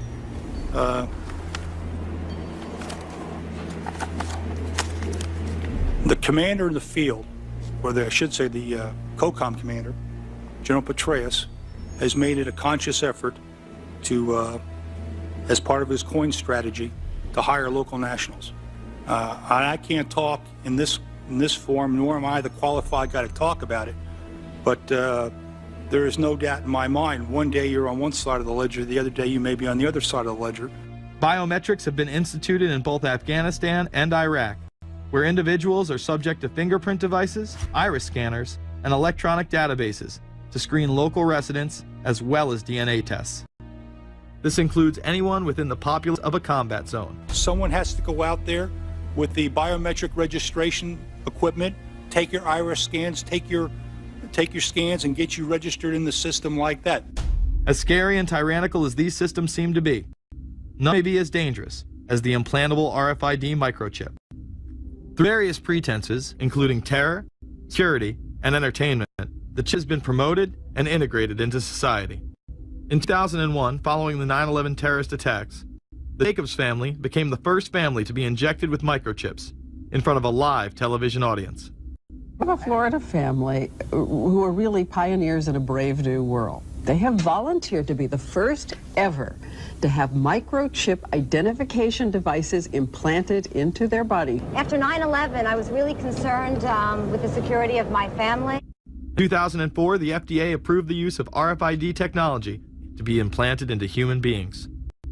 However, studies dating back to the 1990s show the implantable microchip has been linked to cancer in animals, but this has not slowed the agenda of control. In Barcelona, trendies get chips in order to receive VIP status at the exclusive Baja nightclub. A simple swipe of the arm gets them in without a line, and it pays for their drinks too. The Mexican government also chipped employees for security measures in 2004. We're interested today to hear that more than 100 law enforcement officials in Mexico are having microchips implanted in their arms. The chips allow a person to be scanned, sort of like a cereal box at the supermarket checkout. Mexico's Attorney General and 160 of his deputies have had microchips implanted in their arms. It is to provide access, said the Attorney General, to the right people in exclusive areas. Today, aside from being promoted as a device that can save your life by storing all of your medical information in it, it is being promoted as the next generation tool for video gaming. Sega developer Yu Suzuki plans on developing gaming technology using implantable RFIDs. He states, people that have some sort of chips in their bodies, to be able to keep track of vital signs. So it doesn't have to be a scary thing, but you could put a sensor here, You know, a bit like the Matrix, as he points to his arm. It's not really something only in the future. Some people already have them, chips in their bodies. Suzuki is correct. It has never been easier to order a microchip online and implant it under your skin. Microchips implanted in your hand, arm, or shoulder is just the beginning. Some have already taken implantable brain chips that may enable the blind to see again, the deaf to hear, and much, much more, including the ability to download information directly into the brain and instantly communicate with anyone in the world, creating a worldwide mind. It's very interesting that the way that the New World Order is going is moving towards a system that is identical to that, whether it's going to be an implantable microchip, an RFID, a thumb scan, whether it's going to be some sort of a tattoo. Imagine a planet where every human being is required to be chipped at birth. This would be the final tool implemented in a command and control world government system in which the elite rule the masses with total control of their lives. This is, of course, a terrible predicament for those of us who are convinced that this system is slowly but surely destroying this country and has to be changed.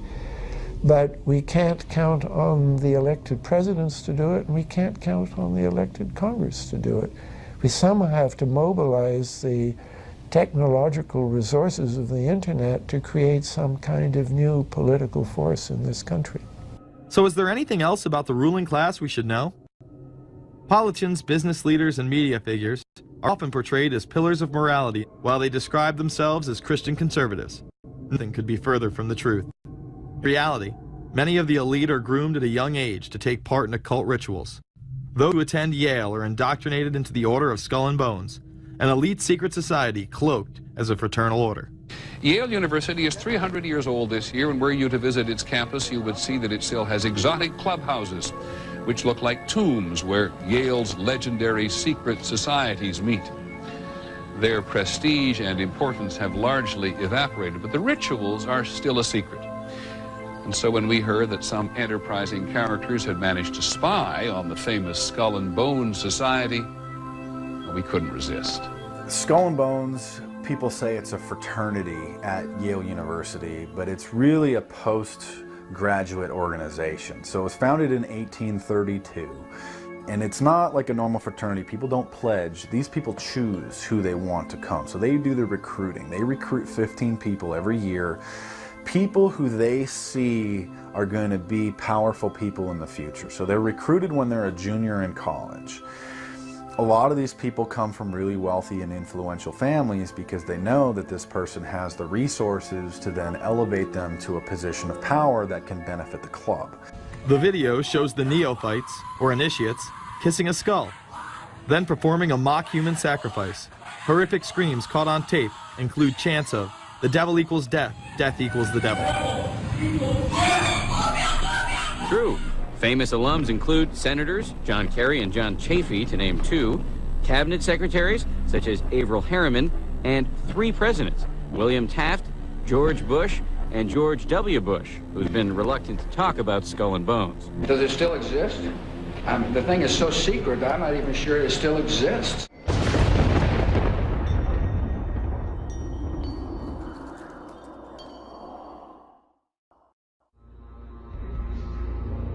No doubt hearing about all the differences between John Kerry and George W. Bush. But we've discovered they do have something in common. During their respective college days at Yale, they both belonged to a group called Skull and Bones. Does it still exist? The thing is so secret, I'm not even sure it still exists. Former Skull and Bones members and current members have been presidents, heads of the CIA, senators, heads of business. I mean, huge, huge corporations. These people have the network that brings them to such a position of power that most people could only dream of. You both were members of Skull and Bones, a secret society at Yale. What does that tell us? Not much, because it's a secret. Is there a secret handshake? Is there a secret code? I wish there were something secret I could manifest. 322, a secret number? There are all kinds of secrets, Tim. You were both in Skull and Bones, the secret society. It's so secret we can't talk about it. What does that mean for America? The conspiracy theorists are going to go wild. I'm sure they are. I don't know. I haven't seen the web. Number 322.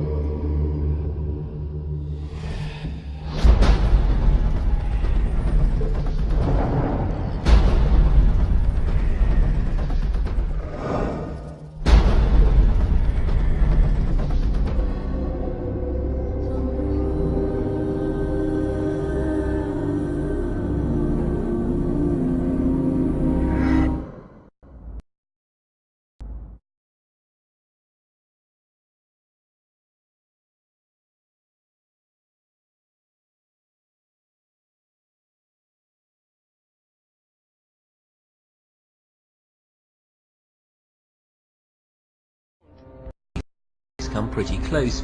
She was part of a team that successfully recorded part of the initiation ceremony that takes place in the tomb's courtyard. Okay, you have the doorway here. Yeah. Okay, then to the right you have a hedge, and then you have an evergreen tree. If you follow that line straight back, courtyard's in there. Ah, okay. So that's where they have the ceremonies in the outdoor part of it. Part of it was indoors, so we only got to see the outdoor part. Right. We only got to, and to listen to the outdoor part. God only knows what went on indoors. And what did you hear? What was it you know? You managed to get this unique It was access disgusting. It was gross. I mean, they were pretending to murder people. And what was the tone of it, though? Was it jokey or was it quite... No, it wasn't jokey at all. It was sick. It's about the only way I can describe it. It was sick.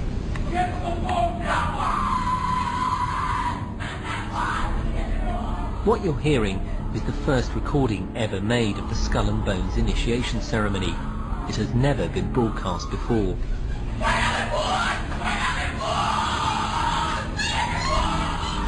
15 new members of the club are being introduced into the macabre rituals of Skull and Bones by the senior students who are about to graduate. The club has what some might see as a strange fascination with death, skulls and bones. There's the chants too, difficult to hear first of all, but including the devil equals death, and death equals death.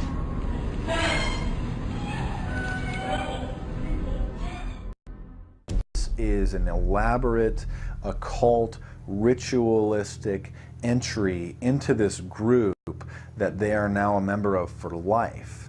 This culture of death and the occult continues long after college. Later on in life, these pagan rituals carry on in the redwoods of Sonoma, California. And what is the Bohemian Grove? Well, it's a kind of summer camp for the powerful, an all-male gathering in great secrecy.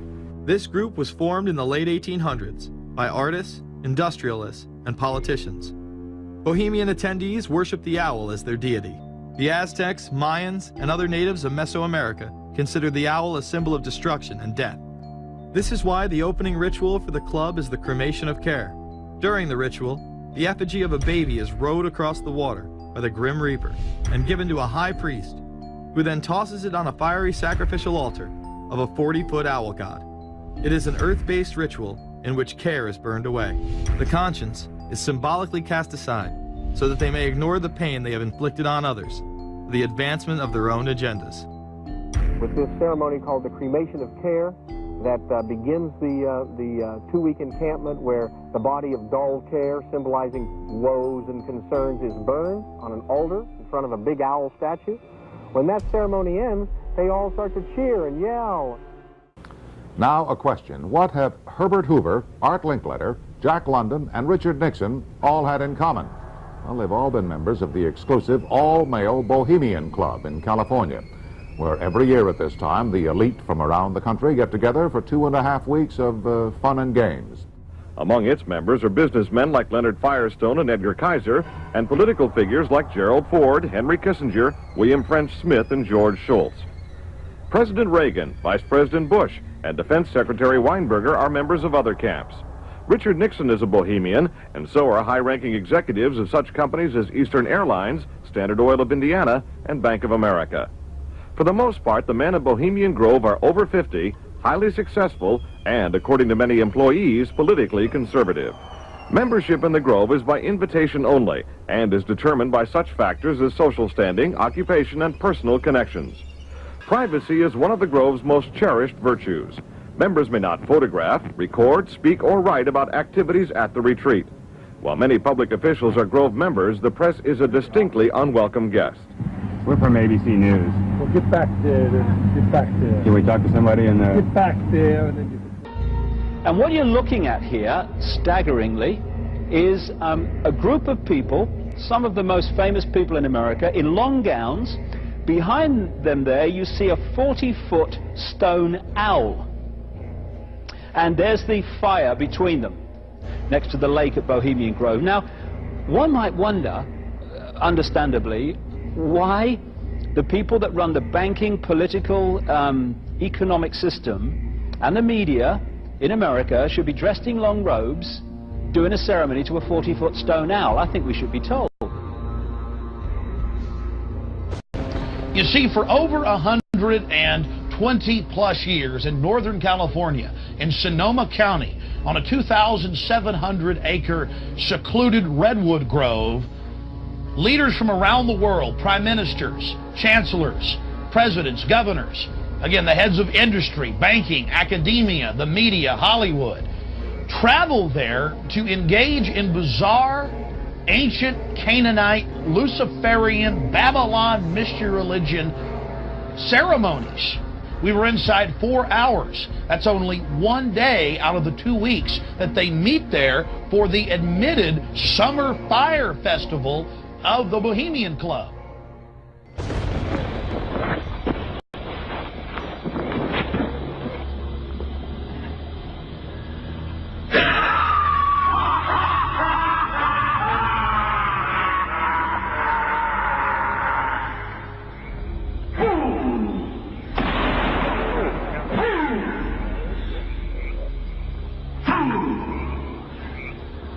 When will you learn that me ye cannot slay? Year after year ye burn me in this grove, lifting your puny shouts of triumph to the stars. But when again ye turn your faces to the marketplace, do ye not find me waiting as of old? Fools! Fools to dream ye conquer care! Nay, thou mocking spirit, it is not all a dream. We know thou waitest for us, year after year within this happy grove. Our fellowship bans thee for a space. Thy malevolence which would pursue us here has lost its power under these friendly trees. So shall we burn thee once again this night, and in the flames that meet thine effigy, we shall read the sign, Midsummer sets us free. Ye shall burn me once again!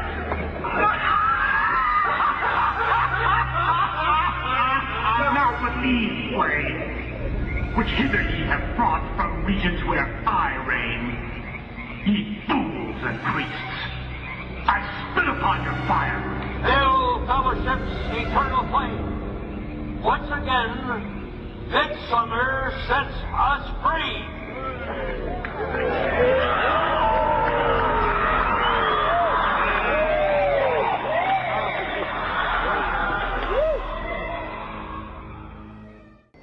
You have to ask yourself why it is that somebody would want to do that, let alone these elite people. And if you look at the elite throughout history, many of the people that achieve pinnacles of power are into the occult. They seek a supernatural way to gain power. Why are Christian conservatives such as the Bushes and Newt Gingrich attending the Grove?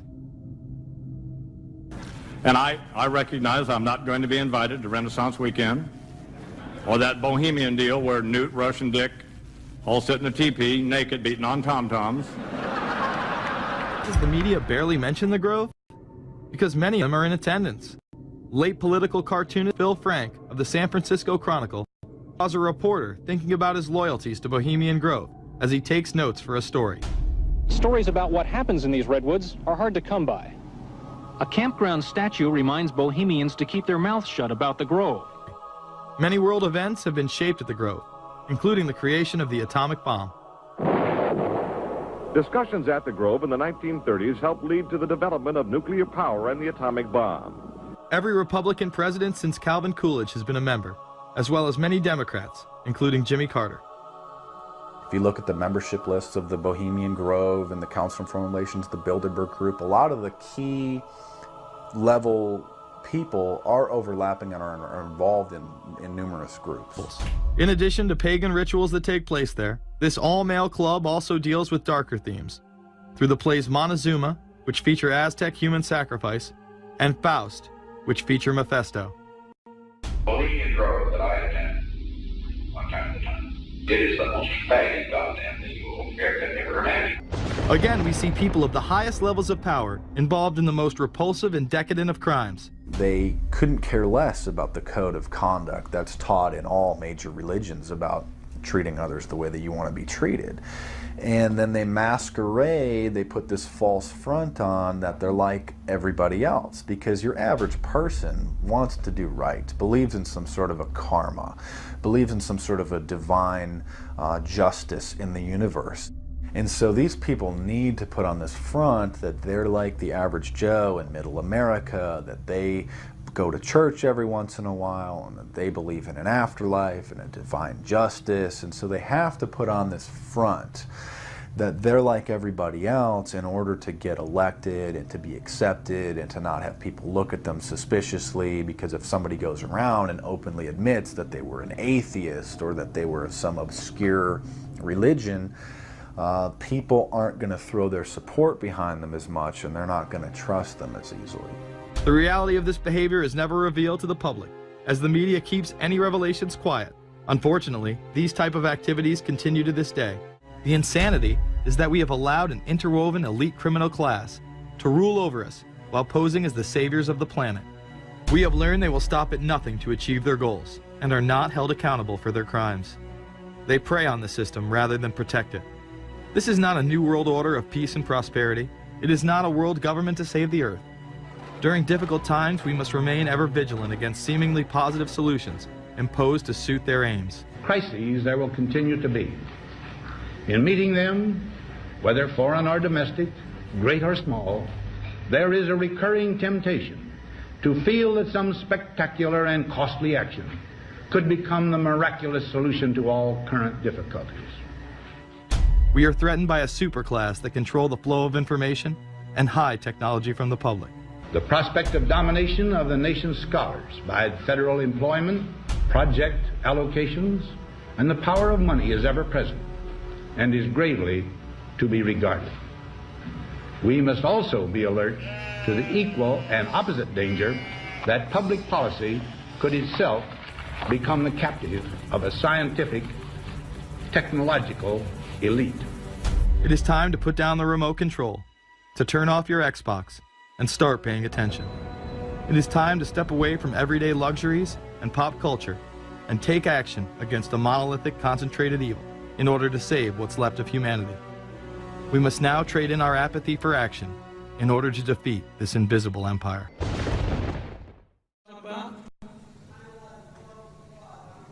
Yeah. A fraud? No, it wasn't a fraud, but I'll be glad to talk to you if you'll shut up and let me talk now.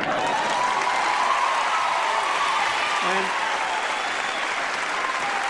a fraud, let me tell you something. I'll tell you a couple of stories about fraud. The Bohemian Club, is this the Bohemian Club? All those rich Republicans go up and stand naked against redwood trees, right? I've never been to the Bohemian Club, but you ought to go. It'd be good for you. Get some fresh air.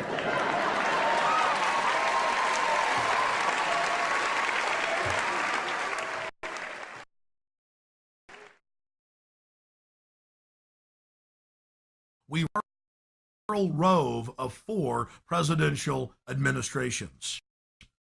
Question.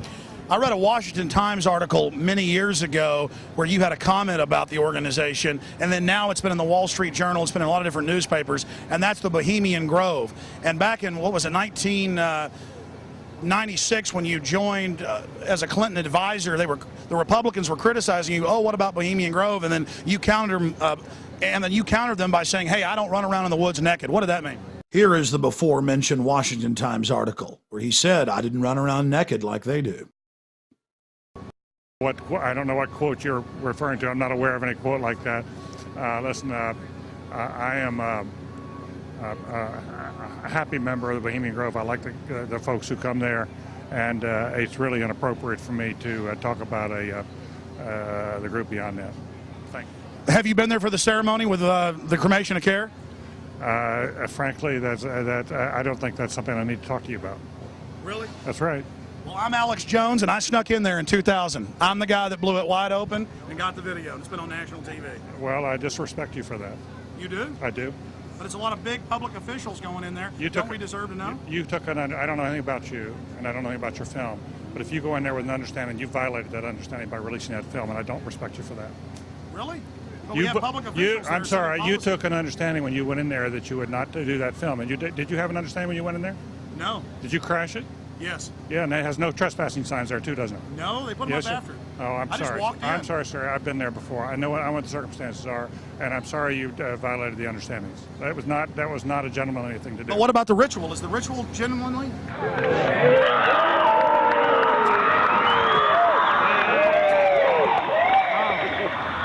Sir, everything I don't owe you this comment. I know. I appreciate it. This is what's called ambush journalism, and I disrespect you for that as well. So thank you ever and goodbye. been in the ritual? That's none of your damn business. Oh, that's right. Listen. You go around and make understandings with people and violate them. You ambush people on the streets, and that's inappropriate form of journalism. If you wish to practice that, that's fine, but don't ask others to respect you for it. If you want to, you can do. You're free American, like anything you want. If you want to be uncivil and rude and ungentlemanly, that's up to you. But don't expect the rest of us to say, "Oh well, you're there, Mr. Gergen." I'm sorry, nobody sets policy in there. We try to be gentlemen, and obviously, you don't belong there. Weaving spiders coming out here. Yeah, that is a three-pointer. Woo! Look how strangely he behaved when we brought it up. Why is he acting so secretive? And why did he get so angry when he discovered that we'd snuck in? You see, they take it very, very seriously. This is one of the hallmarks of the occult and secret societies. The word occult means secret. Secrecy is part of their religion. They revel in it. And when it's violated, they become extremely angry. How widespread is the occult? The answer is extremely widespread.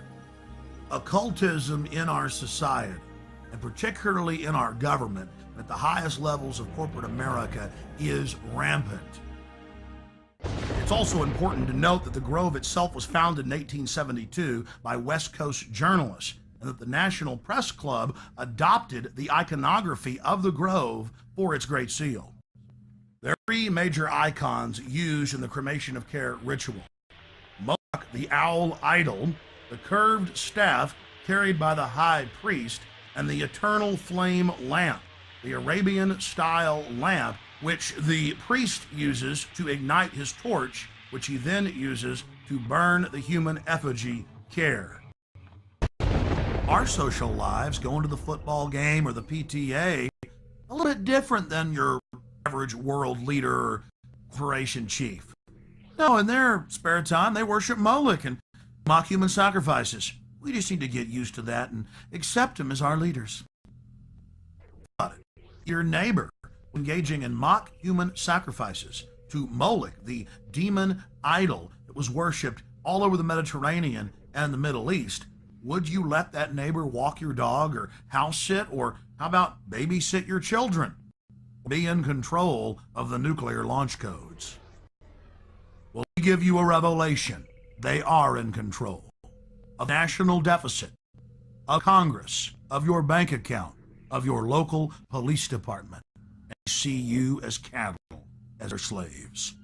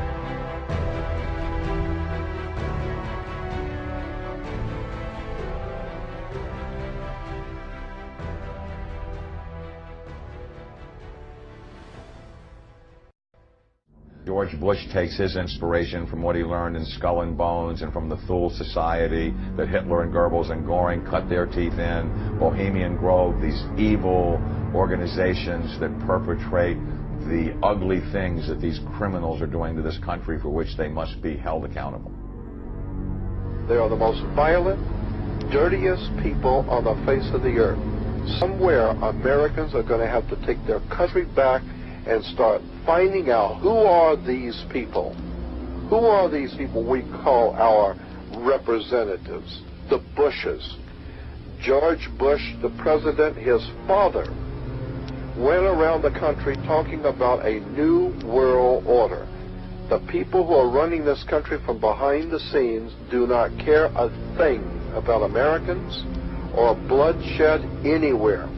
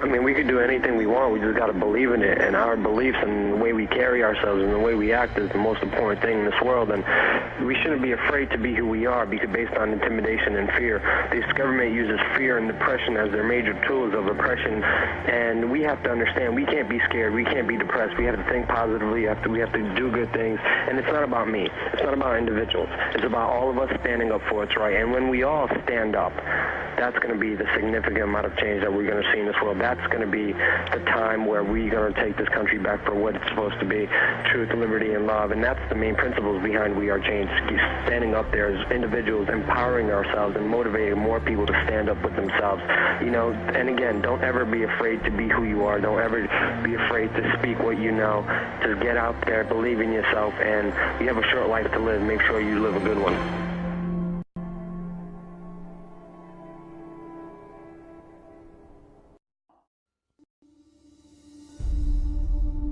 There's a worldwide revolution going on.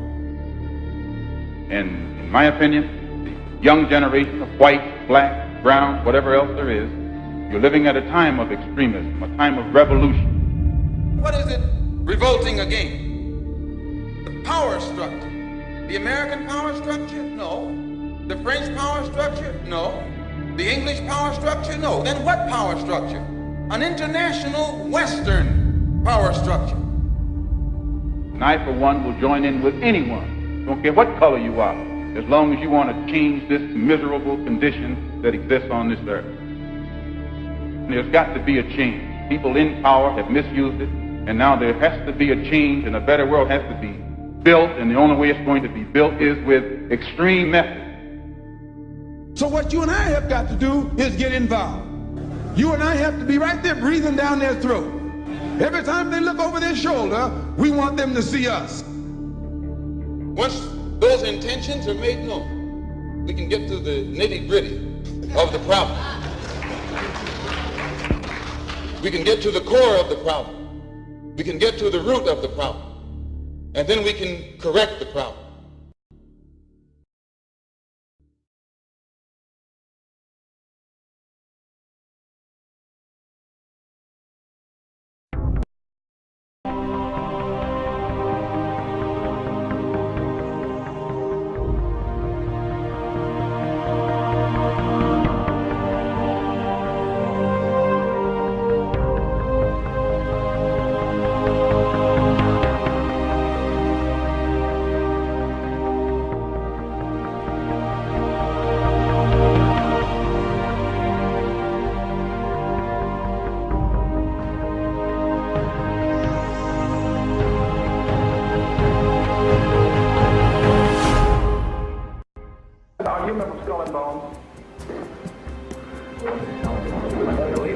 They still exist. The thing is so secret, I'm not even sure it still exists.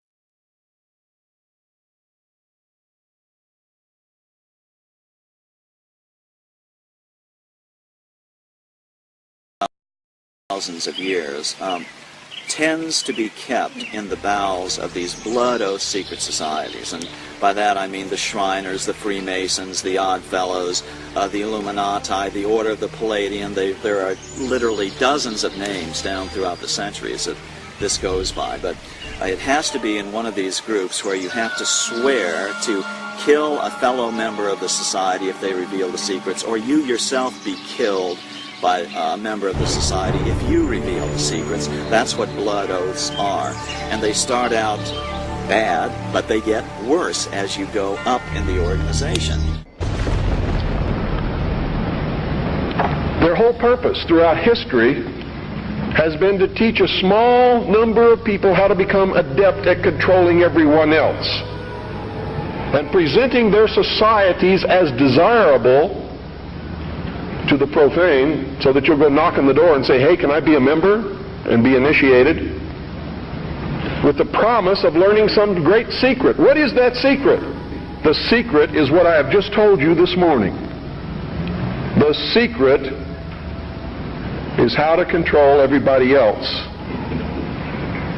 And you never understand how to control everybody else until you get to the top of this pyramid of initiation. Most people never make it past the third step. All above that are carefully chosen and nurtured and taught.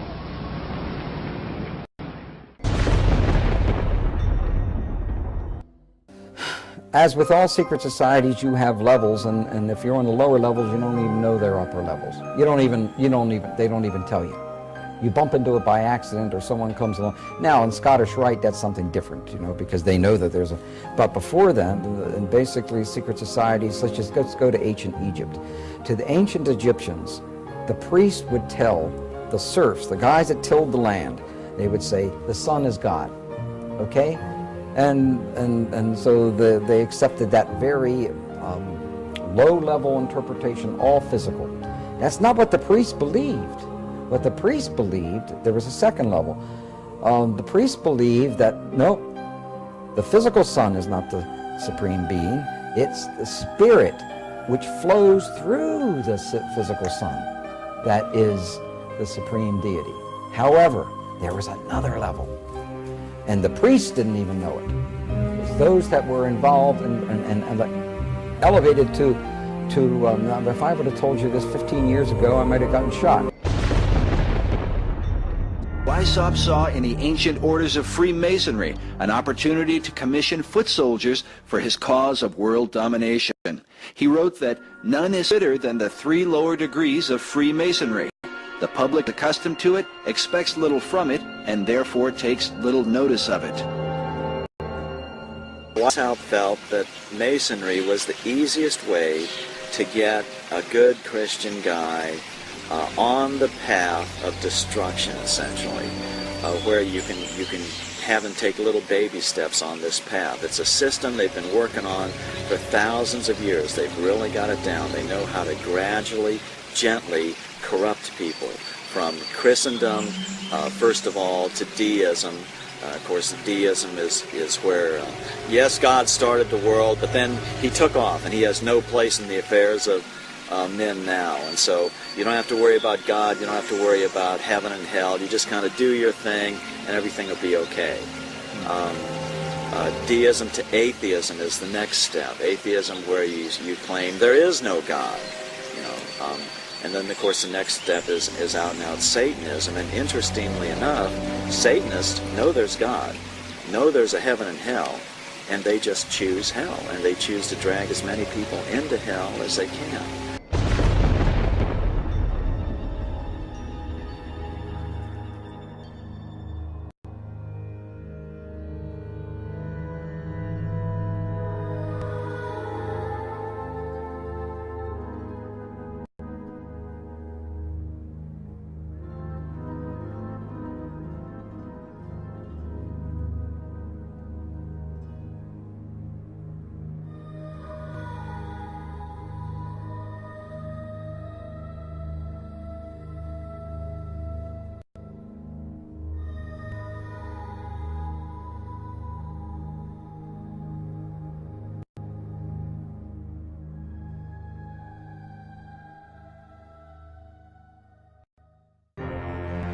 The religion of Masonry, while often cloaked with Christian titles, is actually based upon the ancient mystery religion of Babylon and Egypt. These same mysteries governed the worship of Medo-Persia, Greece, and Rome. The mysteries are often symbolized by the all-seeing eye, sometimes called the eye of God. But the God of Masonry is not the same as the God of the Bible. None was more adamant about this point than the man considered by many to be the most influential Mason of all time, Albert Pike. Albert Pike was a Confederate Civil War general who was the head of American Freemasonry in the post-Civil War period. He was probably he's certainly the most important American Mason. His book, Morals and Dogma, is required reading for every Freemason. He says on page 624, the 28th degree, Teachings of the 28th Degree, he says, quote, Masonry is identical with the ancient mysteries. Okay? And then he goes on, he says, we reproduce the speculations of the philosophers, the Kabbalists, the mystics, and the Gnostics, unquote. Well, these were all systems, religious systems, that worshipped Lucifer. Pike probably mistakenly reveals his true intent, because he speaks of Lucifer frequently. When he says we are identical to all the mysteries, the mysteries were all brought under God's condemnation and destroyed at one point or another in history. From the Babylonian mysteries to the Egyptian mysteries to the peoples living in the land of Canaan. When the major reason God destroyed them, he ordered them to be killed, man and women and child. They were all worshiping Satan. Now see, Masons distinguish between Lucifer and Satan.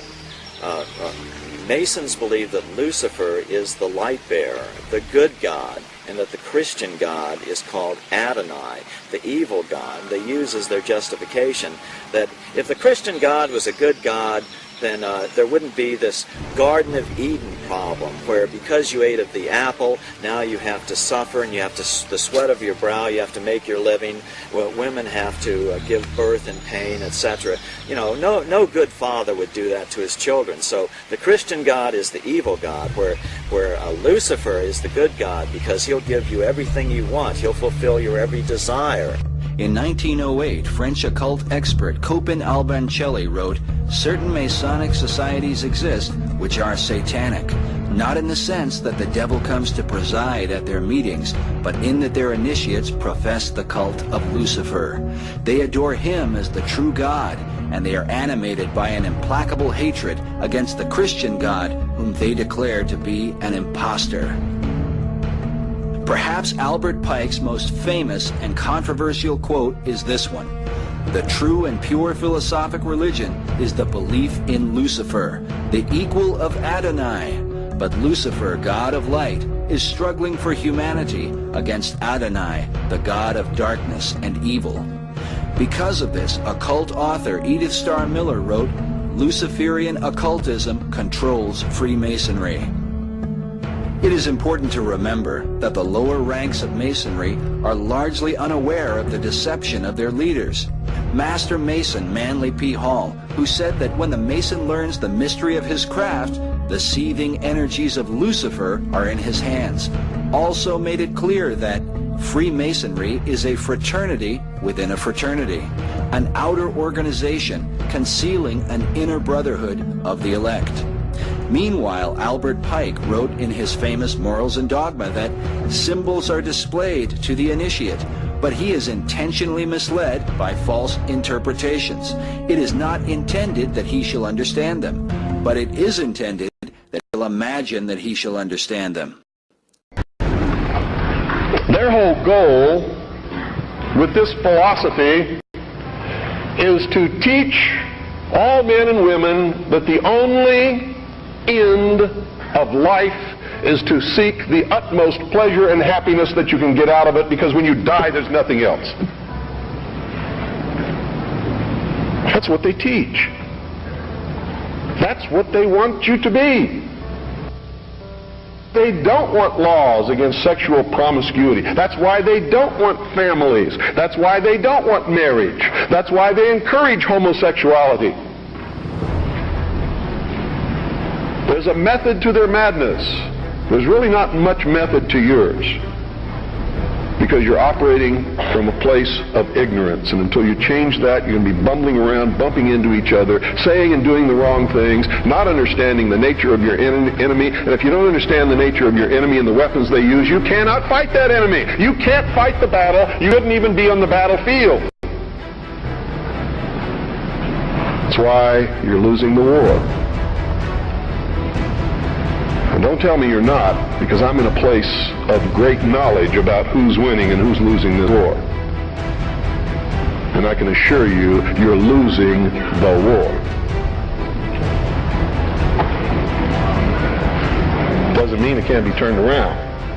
But it'll never be turned around until you learn what you need to know. The secret is simply the fact that certain of their members worship Lucifer, and that they keep that secret from the overwhelming majority of their own members, and certainly the public is never to know this fact if they can help it. And the evidence to support that conclusion is ample, but only to one who cares enough to look for it. The problem with most people is they don't care enough to look for anything. So why the secrecy? The secrecy is because, folks, the real secret of Mystery Babylon is how to control everyone else. And if they reveal these secrets, they won't have the control, for it'll be in the hands of everyone. That is the greatest secret of the secret societies. And I can tell you now that most of us have been living in fantasy land for all of our lives. We don't even know anything near what the truth of any matter is. We must begin an honest search. Now Osiris has as a symbol an eye, and that eye, of course, is the sun. And this eye represents the son of the underworld. Quote, the arcana, defined as being a secret or hidden knowledge of the ancient mysteries, were never revealed to the profane, defined as those not initiated into the inner mysteries, except through the media of symbols. You're going to find, folks, that symbols mean more than you will ever begin to understand unless you waded deep into the stream of the Mystery Babylon, as I have.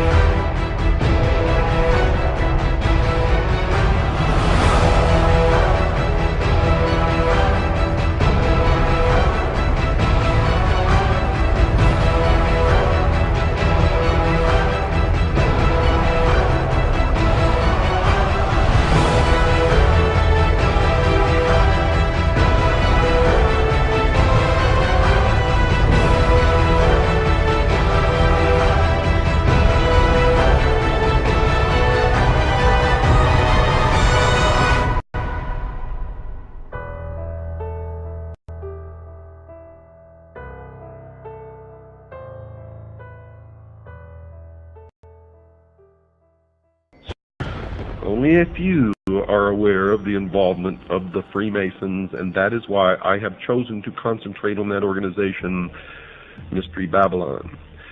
And the reason I'm concentrating on that organization is because it is their members who have infiltrated the church and the educational field who control those other two organizations.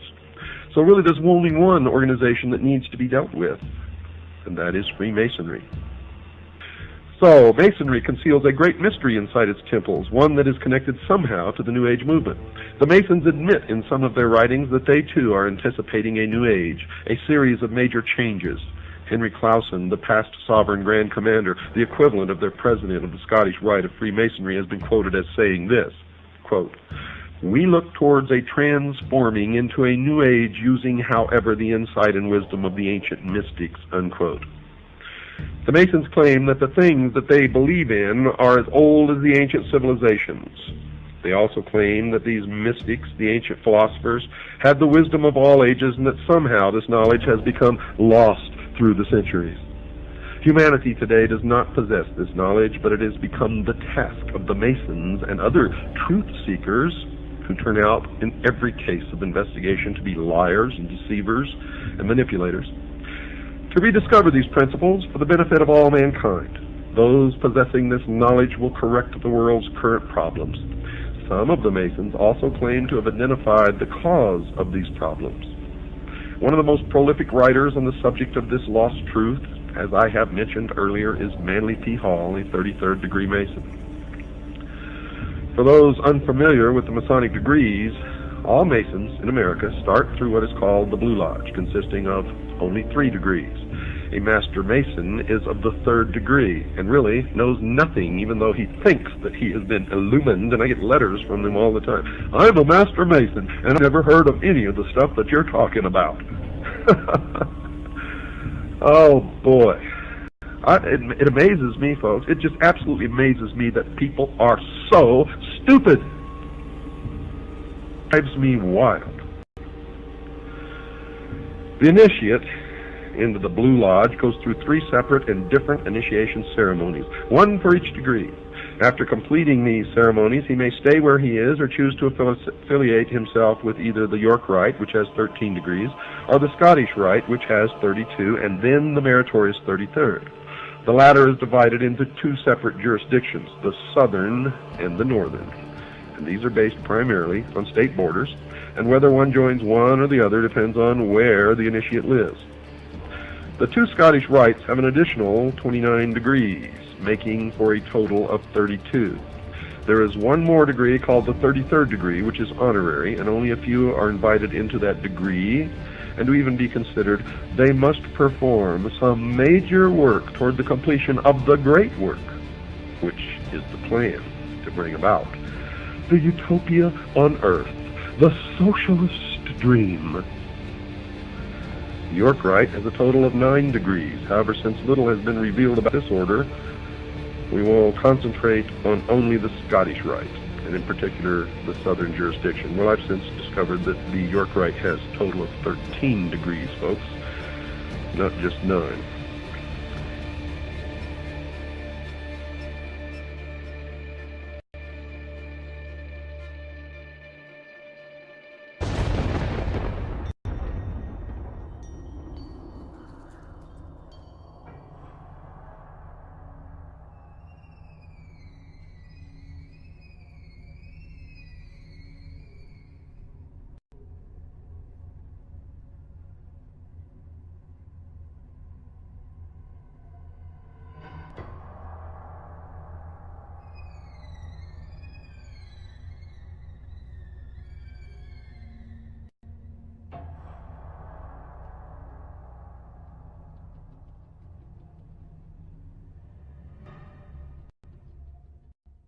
Illuminati was an organization created in Bavaria.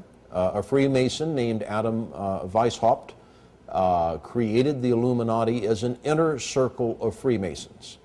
And he was very definitely taken by the period of the Enlightenment. He saw liberal democracy and liberal government, not liberal in the sense that we use it today in political talk, but liberal in the sense of giving rights and freedoms to the citizen, as an important way to improve the world. And his plan was to create this inner circle of Masons called the Illuminati. That means the enlightened ones. And that this inner circle of Freemasons would then spread out among Masonic lodges, and then the Masons in turn would see to it that their members were put in prominent positions in government, and that then the Illuminati's influence would enable the liberal democratic principles of the Enlightenment to be spread throughout the world. It had three ideals: separation of church and state, controls on the power of the state, and the emancipation of women. Three planks in their platform, if you will. Now, one could say that the Bavarian Illuminati won, because that, in effect, defines Western society. Because the Illuminati plan to change the world in many ways came to pass, some believe the order functioned through the revolutionary movements of the 18th, 19th, and 20th centuries. The cry for revolution around the world seems to have impacted all the countries of Europe and spread beyond to Russia, China, North Korea, and Cuba. But most controversial is the society's influence in America, something hinted at in the very date in which the Illuminati in Germany was founded. I think they were supposedly formed in 1776, the same year of the Declaration of Independence. And the Illuminati was established as an organization, you know. He says, no longer are we going to take the orders of the monarchs in 1776. Now that's a pretty important date, isn't it? Now, you made reference to 1776 and the Illuminati. Can you draw a line? I do associate the two because the language was so symbolic. It's too direct and too precise not to know that these people who envisioned such a new world were actually combined in the underground secret societies of Europe. Fire was an important symbol to the revolutionaries, who were determined to destroy the old world in preparation for the new. As one of them declared, with a match, one does not lift up the world, one burns it. Weishaupt's Bavarian Illuminati sparked the flame of the revolutionary faith, but some researchers believe that at some point their flame was put out. They lasted about 10 years. Now, what lasted for centuries after them was the rumor and reputation that there is a secret inner circle of Freemasons that are plotting to take over the world. John Robison in Scotland wrote a book, Proofs of a Conspiracy, where he talks about how the Illuminati are trying to take over Masonic lodges, and Masonic lodges are trying to take over the world. But the American lodges, by and large, externally, we know, did not accept that because it wasn't needed. However, it doesn't mean that there were lodges within the United States that did. You had to have had some Freemasons that were members of the Illuminati, but were they in control of any lodges? Don't think so, because it would be against the law. In the lower levels, they could talk all they wanted about it, but to get together as a group, as a function, as Freemasons, they couldn't. There was an Illuminati scare. How frightening is this? We've always known there was a Masonic lodge down the street. Could they be infiltrated by the Illuminati? Are they secretly trying to take over our government? All of this is foolishness. The Illuminati went out of business after about 10 years. They never spread beyond, much beyond Bavaria, certainly never to the United States. It's logical to some that Weishaupt's organization was disbanded by 1786, after it had been discovered and outlawed by the Bavarian government the year before. But others point to a letter written by George Washington on October 24, 1798, 12 years after the Illuminati had supposedly ceased to function. Writing to the Reverend G.W. Schneider, Washington acknowledged the presence of Illuminati doctrines at work in America. The Reverend Schneider had sent Washington a copy of the book, Proofs of a Conspiracy Against All the Religions and Governments of Europe, by Professor John Robeson, saying that his book gives a full account of a society of Freemasons that distinguishes itself by the name of Illuminati, whose plan is to overturn all government and all religion. For many researchers, the presence of the all-seeing eye floating above an unfinished pyramid stands as clearest proof of the Illuminati at work in America. I believe the symbol on the dollar bill, the truncated pyramid, is directly related to the Illuminati. According to Dr. Billington, it was the Bavarian Illuminati that put the fire in the minds of men and compelled them toward a global revolution to change the world. Is it possible that this philosophy is at work in America today? By our efforts, we have lit a fire as well, a fire in the minds of men. It warms those who feel its power. It burns those who fight its progress. And one day, this untamed fire of freedom will reach the darkest corners of our world. The Secret Destiny of America. Manly P. Hall wrote that world democracy was the secret dream of the great classical philosophers, saying that the brilliant plan of the ancients has survived to our time, and it will continue to function until the great work is accomplished. Many researchers believe this great work is the secret behind the wars and rumors of war America has been involved in through the 20th century, right up to the present day.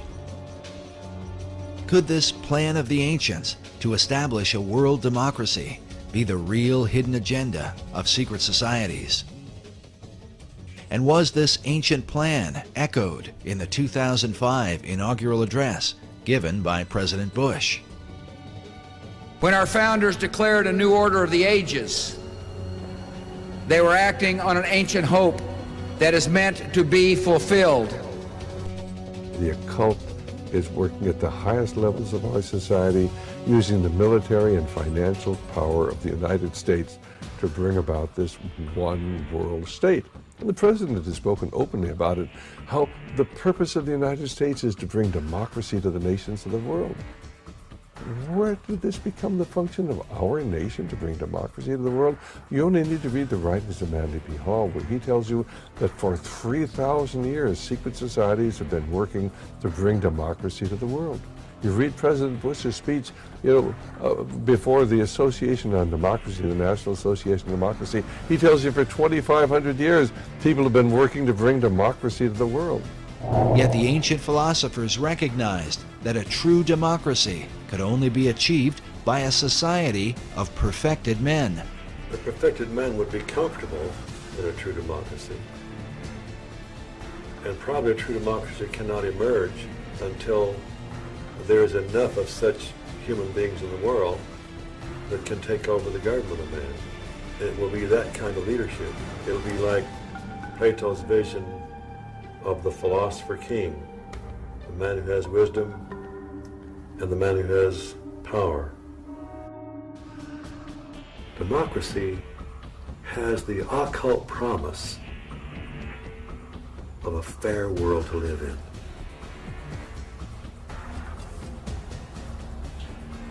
Now, you mentioned the occult promise. How would you define a term like that for an audience who's... Well, probably define that term by saying that promise is explain the word occult. Well, it's obscure. It's hidden, not visible to the normal eye. So an occult promise is something that is inherent, but only visible to those who have that inner vision.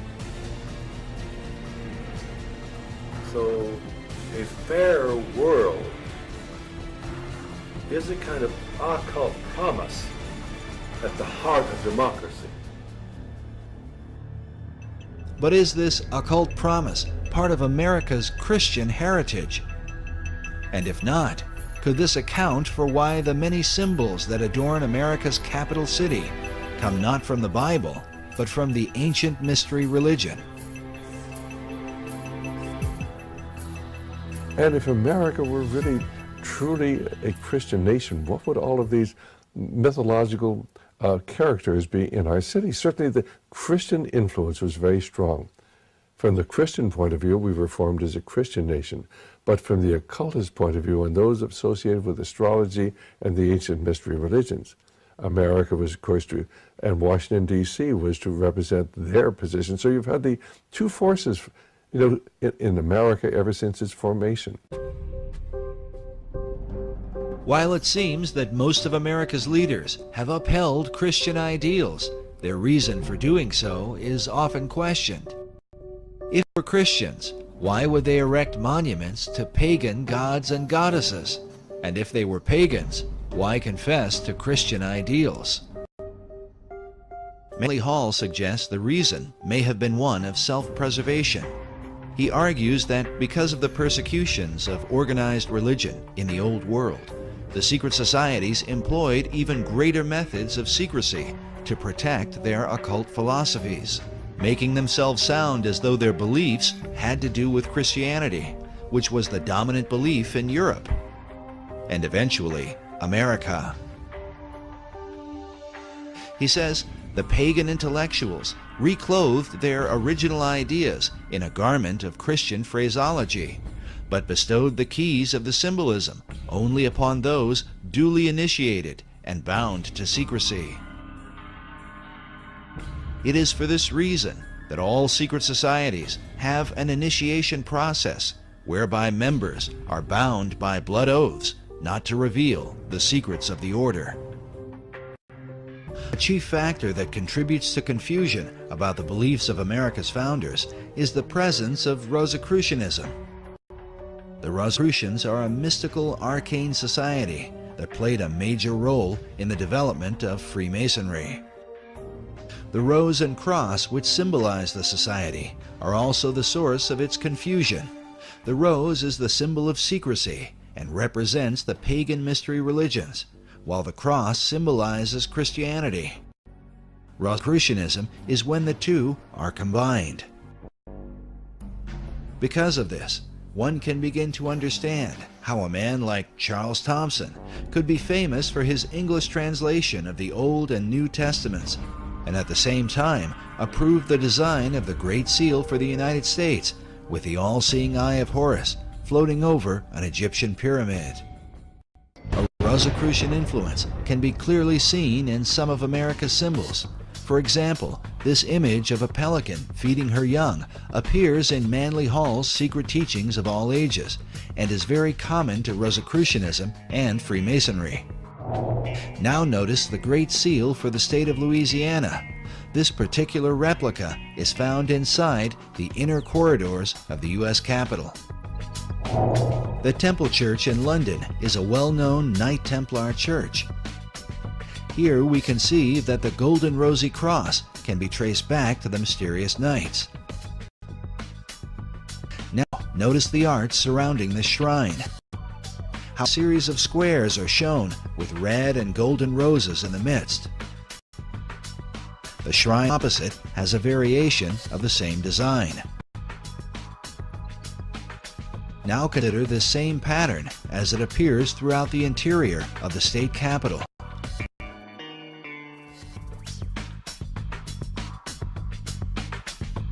Inside the old Supreme Court room, and in various forms throughout the Library of Congress.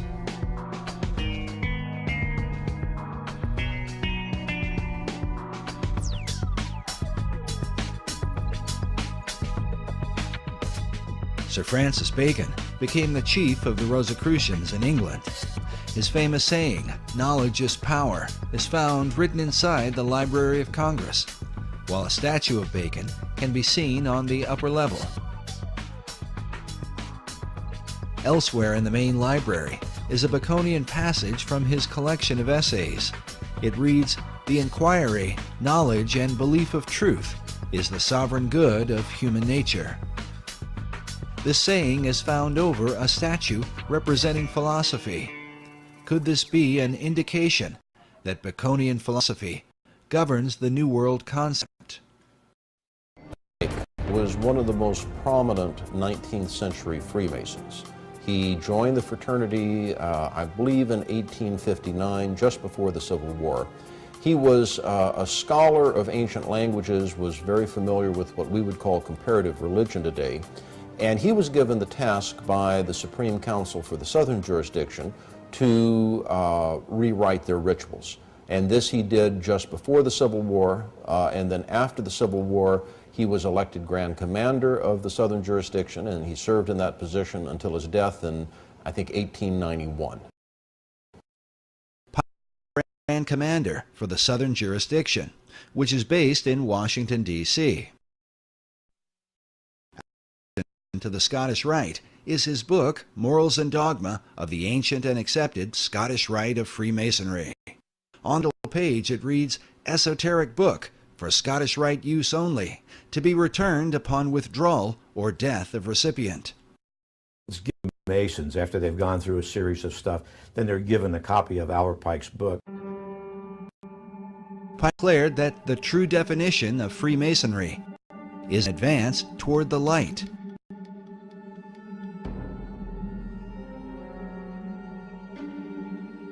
The question then becomes, what is the light of Masonry? We believe the answer comes from Pike's own words. In Morals and Dogma, Pike wrote, Lucifer, strange and mysterious name to give to the spirit of darkness. Is it he who bears the light? Doubt it not.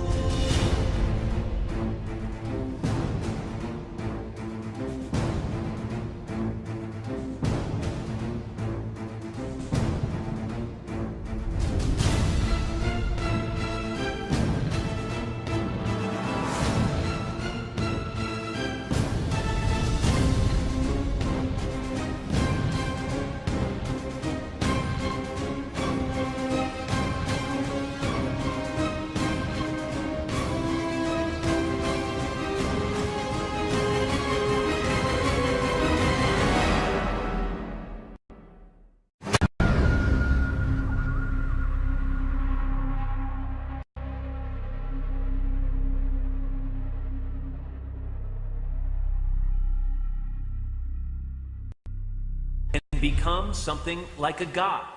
You might be surprised to learn the founders had a similar idea. There is a painting in the Capitol. Yes. Tell me about it. Well, it's a painting that I was shocked to find was there. I said there is a painting called The Apotheosis of Washington. Apotheosis meaning the God-making of Washington. George Washington becoming a god. It seemed almost irreverential. It was like, how can a man become a god? But it really, to my eye, and to other historians' eye, catches this concept of the power of man. Again, can you imagine anyone putting forth that notion of politicians as gods? Right. Here we are in the 21st century. Well, you'd be run out of town. You'd be run out of town. There was a statue of George Washington that sat in the Capitol. He was unclothed. It was a model of a statue of Zeus. It was George Washington as a god. Right. In Scientology, we believe that anybody's abilities are potentially godlike. I don't believe in God. How, describe God? Wow. Well, I would say for me, it's a really personal question. Well, it is, and you don't have to answer it. It's we can move on if you don't want to answer it. It's entirely up to you. Yeah. Well, it's certainly not a test. Okay. No, I don't mind answering it. I think God, to me, though, is I believe there is a power that I am striving for. I think the best way to describe that would be to name that God, you know. And ideally, I would have to say that I am striving to be that God.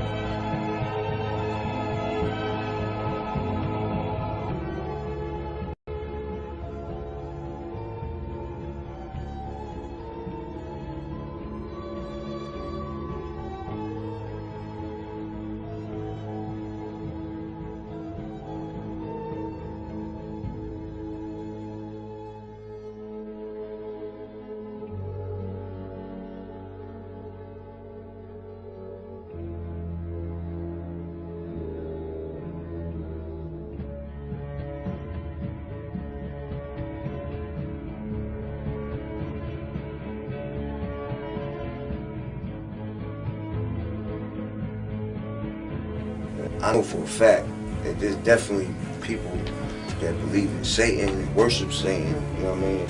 Yeah, that's real, that exists. Like there's people in power that to control the labels, the owners of the label. Yeah, that exists. Them motherfuckers is devil worshippers. Like I don't know how many of them, who they are, whatever. But yeah, that exists. That does exist. That's a fact.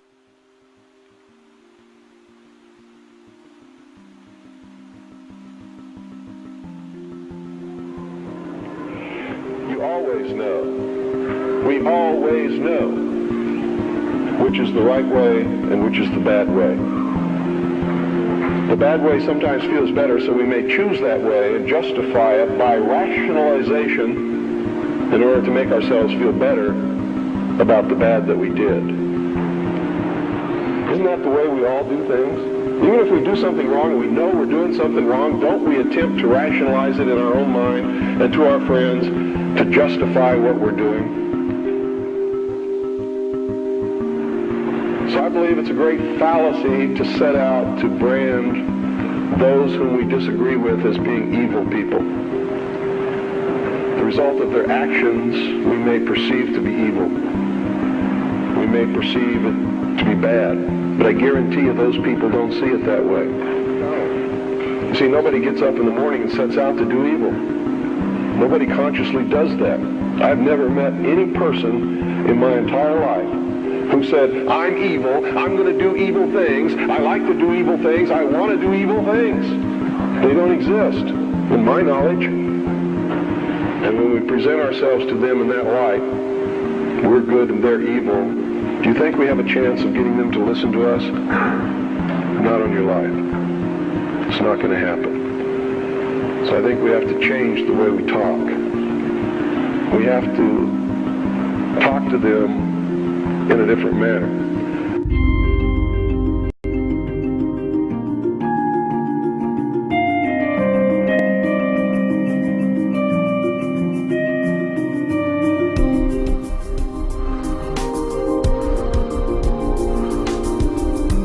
I've learned some things, and I think these things need to be passed on to you. And I think you need to start examining yourself, your agenda, your mission. Who are you? What are you about? What do you believe about America? Is it true? Are you helping to divide us more? Or are you helping to bring us together? Do you really understand what this country is all about?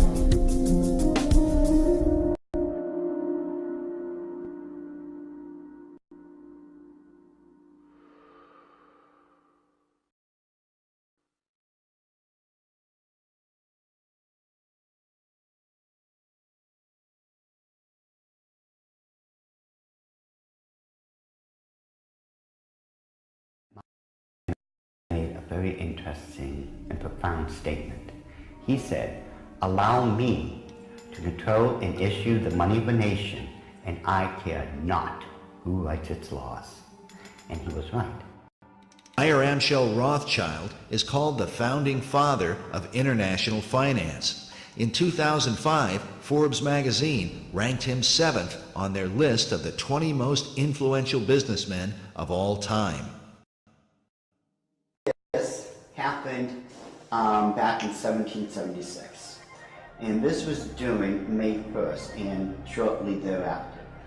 The significance behind that is that on May 1st, 1776, Dr. Adam Weishaupt, who was a devout Jesuit priest, who was given the chair of the professorship of religious studies at Ingolstadt University, was approached by Meyer Amschel Bauer, who would later change his last name to Rothschild, along with 12 of his most financially influential friends. They knew Weishaupt at that particular time was not only a genius when it came to the occult world, but Weishaupt also had an axe to grind, because it was the Catholic Church that just recently defrocked him. He was no longer a Jesuit priest, and he was going to send a message to them, to the monarchies of Europe, and to all other people who would try to have their will over his. What Rothschild and Weishaupt came up with was a plan to destroy the old world system of government through monarchies and the church, and to set up a new world order in its place. This is said to be the great plan of all the secret societies. So what happened? Maya Angelbauer approached Weishaupt and basically told him, we know you've got the occult knowledge and genius, put it all together. We've got the money. You do it, we'll back it. Just paraphrase what really happened. So in 1773, Weishaupt started creating what had never been created before. The idea of Illuminism had always been around, ever since the days of Babylon, with the co-founders of being that Nimrod and Semiramis. But no one had ever been able to actualize it. However, May 1st, 1776, the Order of the Illuminati had become a reality under the auspices of Dr. Adam Weishaupt. Now, like other nations, orders, countries and such, they have their two great seals. The Order of the Illuminati does. Those two seals can be found on the back of a $1 bill. People mistake those to be the two great seals of the United States of America. They are not. Those are the two seals of the Order of the Illuminati. And I'm going to explain it to you. In order to understand the seal itself, we have to first take a look at every single thing that composites it. We look at the first part of it on our left, which would be the truncated pyramid one. Above it is a 13-letter Latin expression that says Annuit Coeptus, and directly underneath the base of the pyramid is a 3-word Latin expression which is Novus Ordo Seclorum. If you were to look up the word, let's say, work, in the English dictionary, you're going to find at least 50 different meanings for it. It is the same thing in Latin. Different words have different meanings. They have more than one meaning.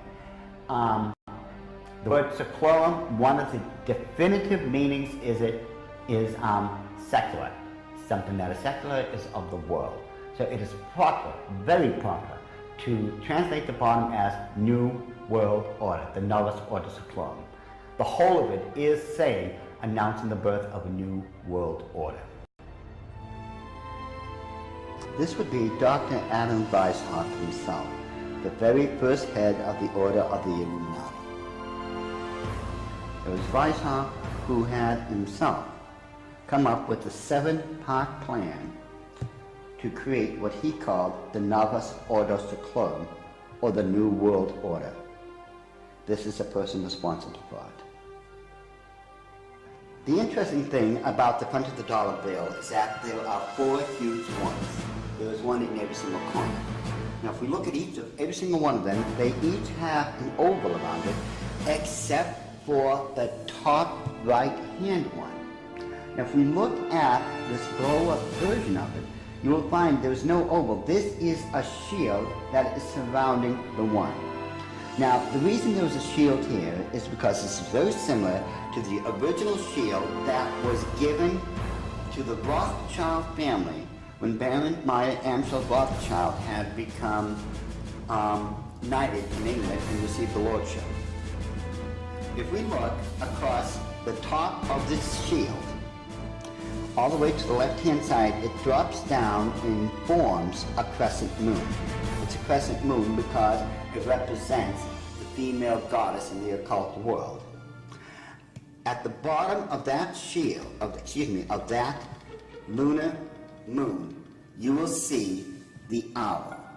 And it's very obvious, once you take a good look at that part of the crescent moon, and it is the same Illuminati owl that is being worshipped at the Bohemian Grove in California by those members of the Bohemian Grove, where presidents, premiers, kings and queens and heads of nations throughout this world have met. You can tell just by looking at this photo, that is a 40-foot owl. It is made out of oak, and that the worshippers are surrounding that fire pit around that altar, which is easily reflected in the lake around them. This is definitely the hour of the Illuminati. Lift up your heads, O ye trees, and be ye lifted up, ye everlasting spires. For behold, here is Bohemia's shrine, and holy are the pillars of this house.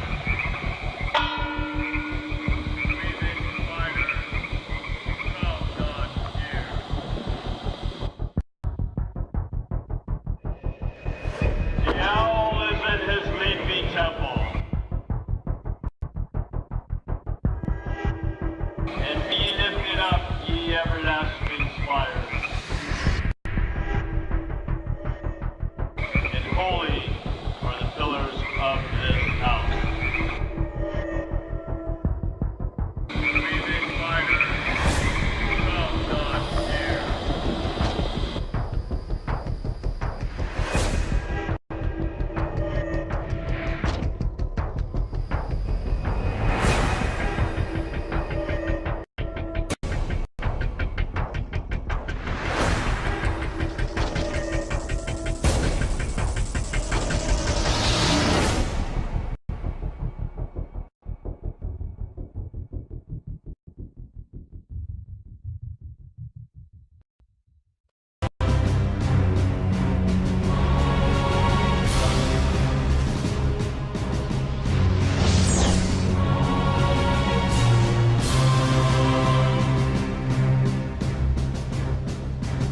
You will overcome darkness.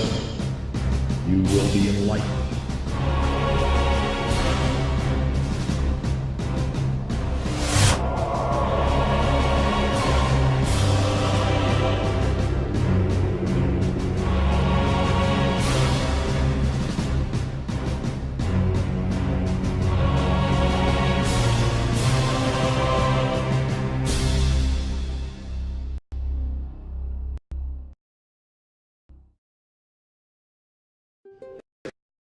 Of historical distortion to find original truth. Tonight, this will be our quest.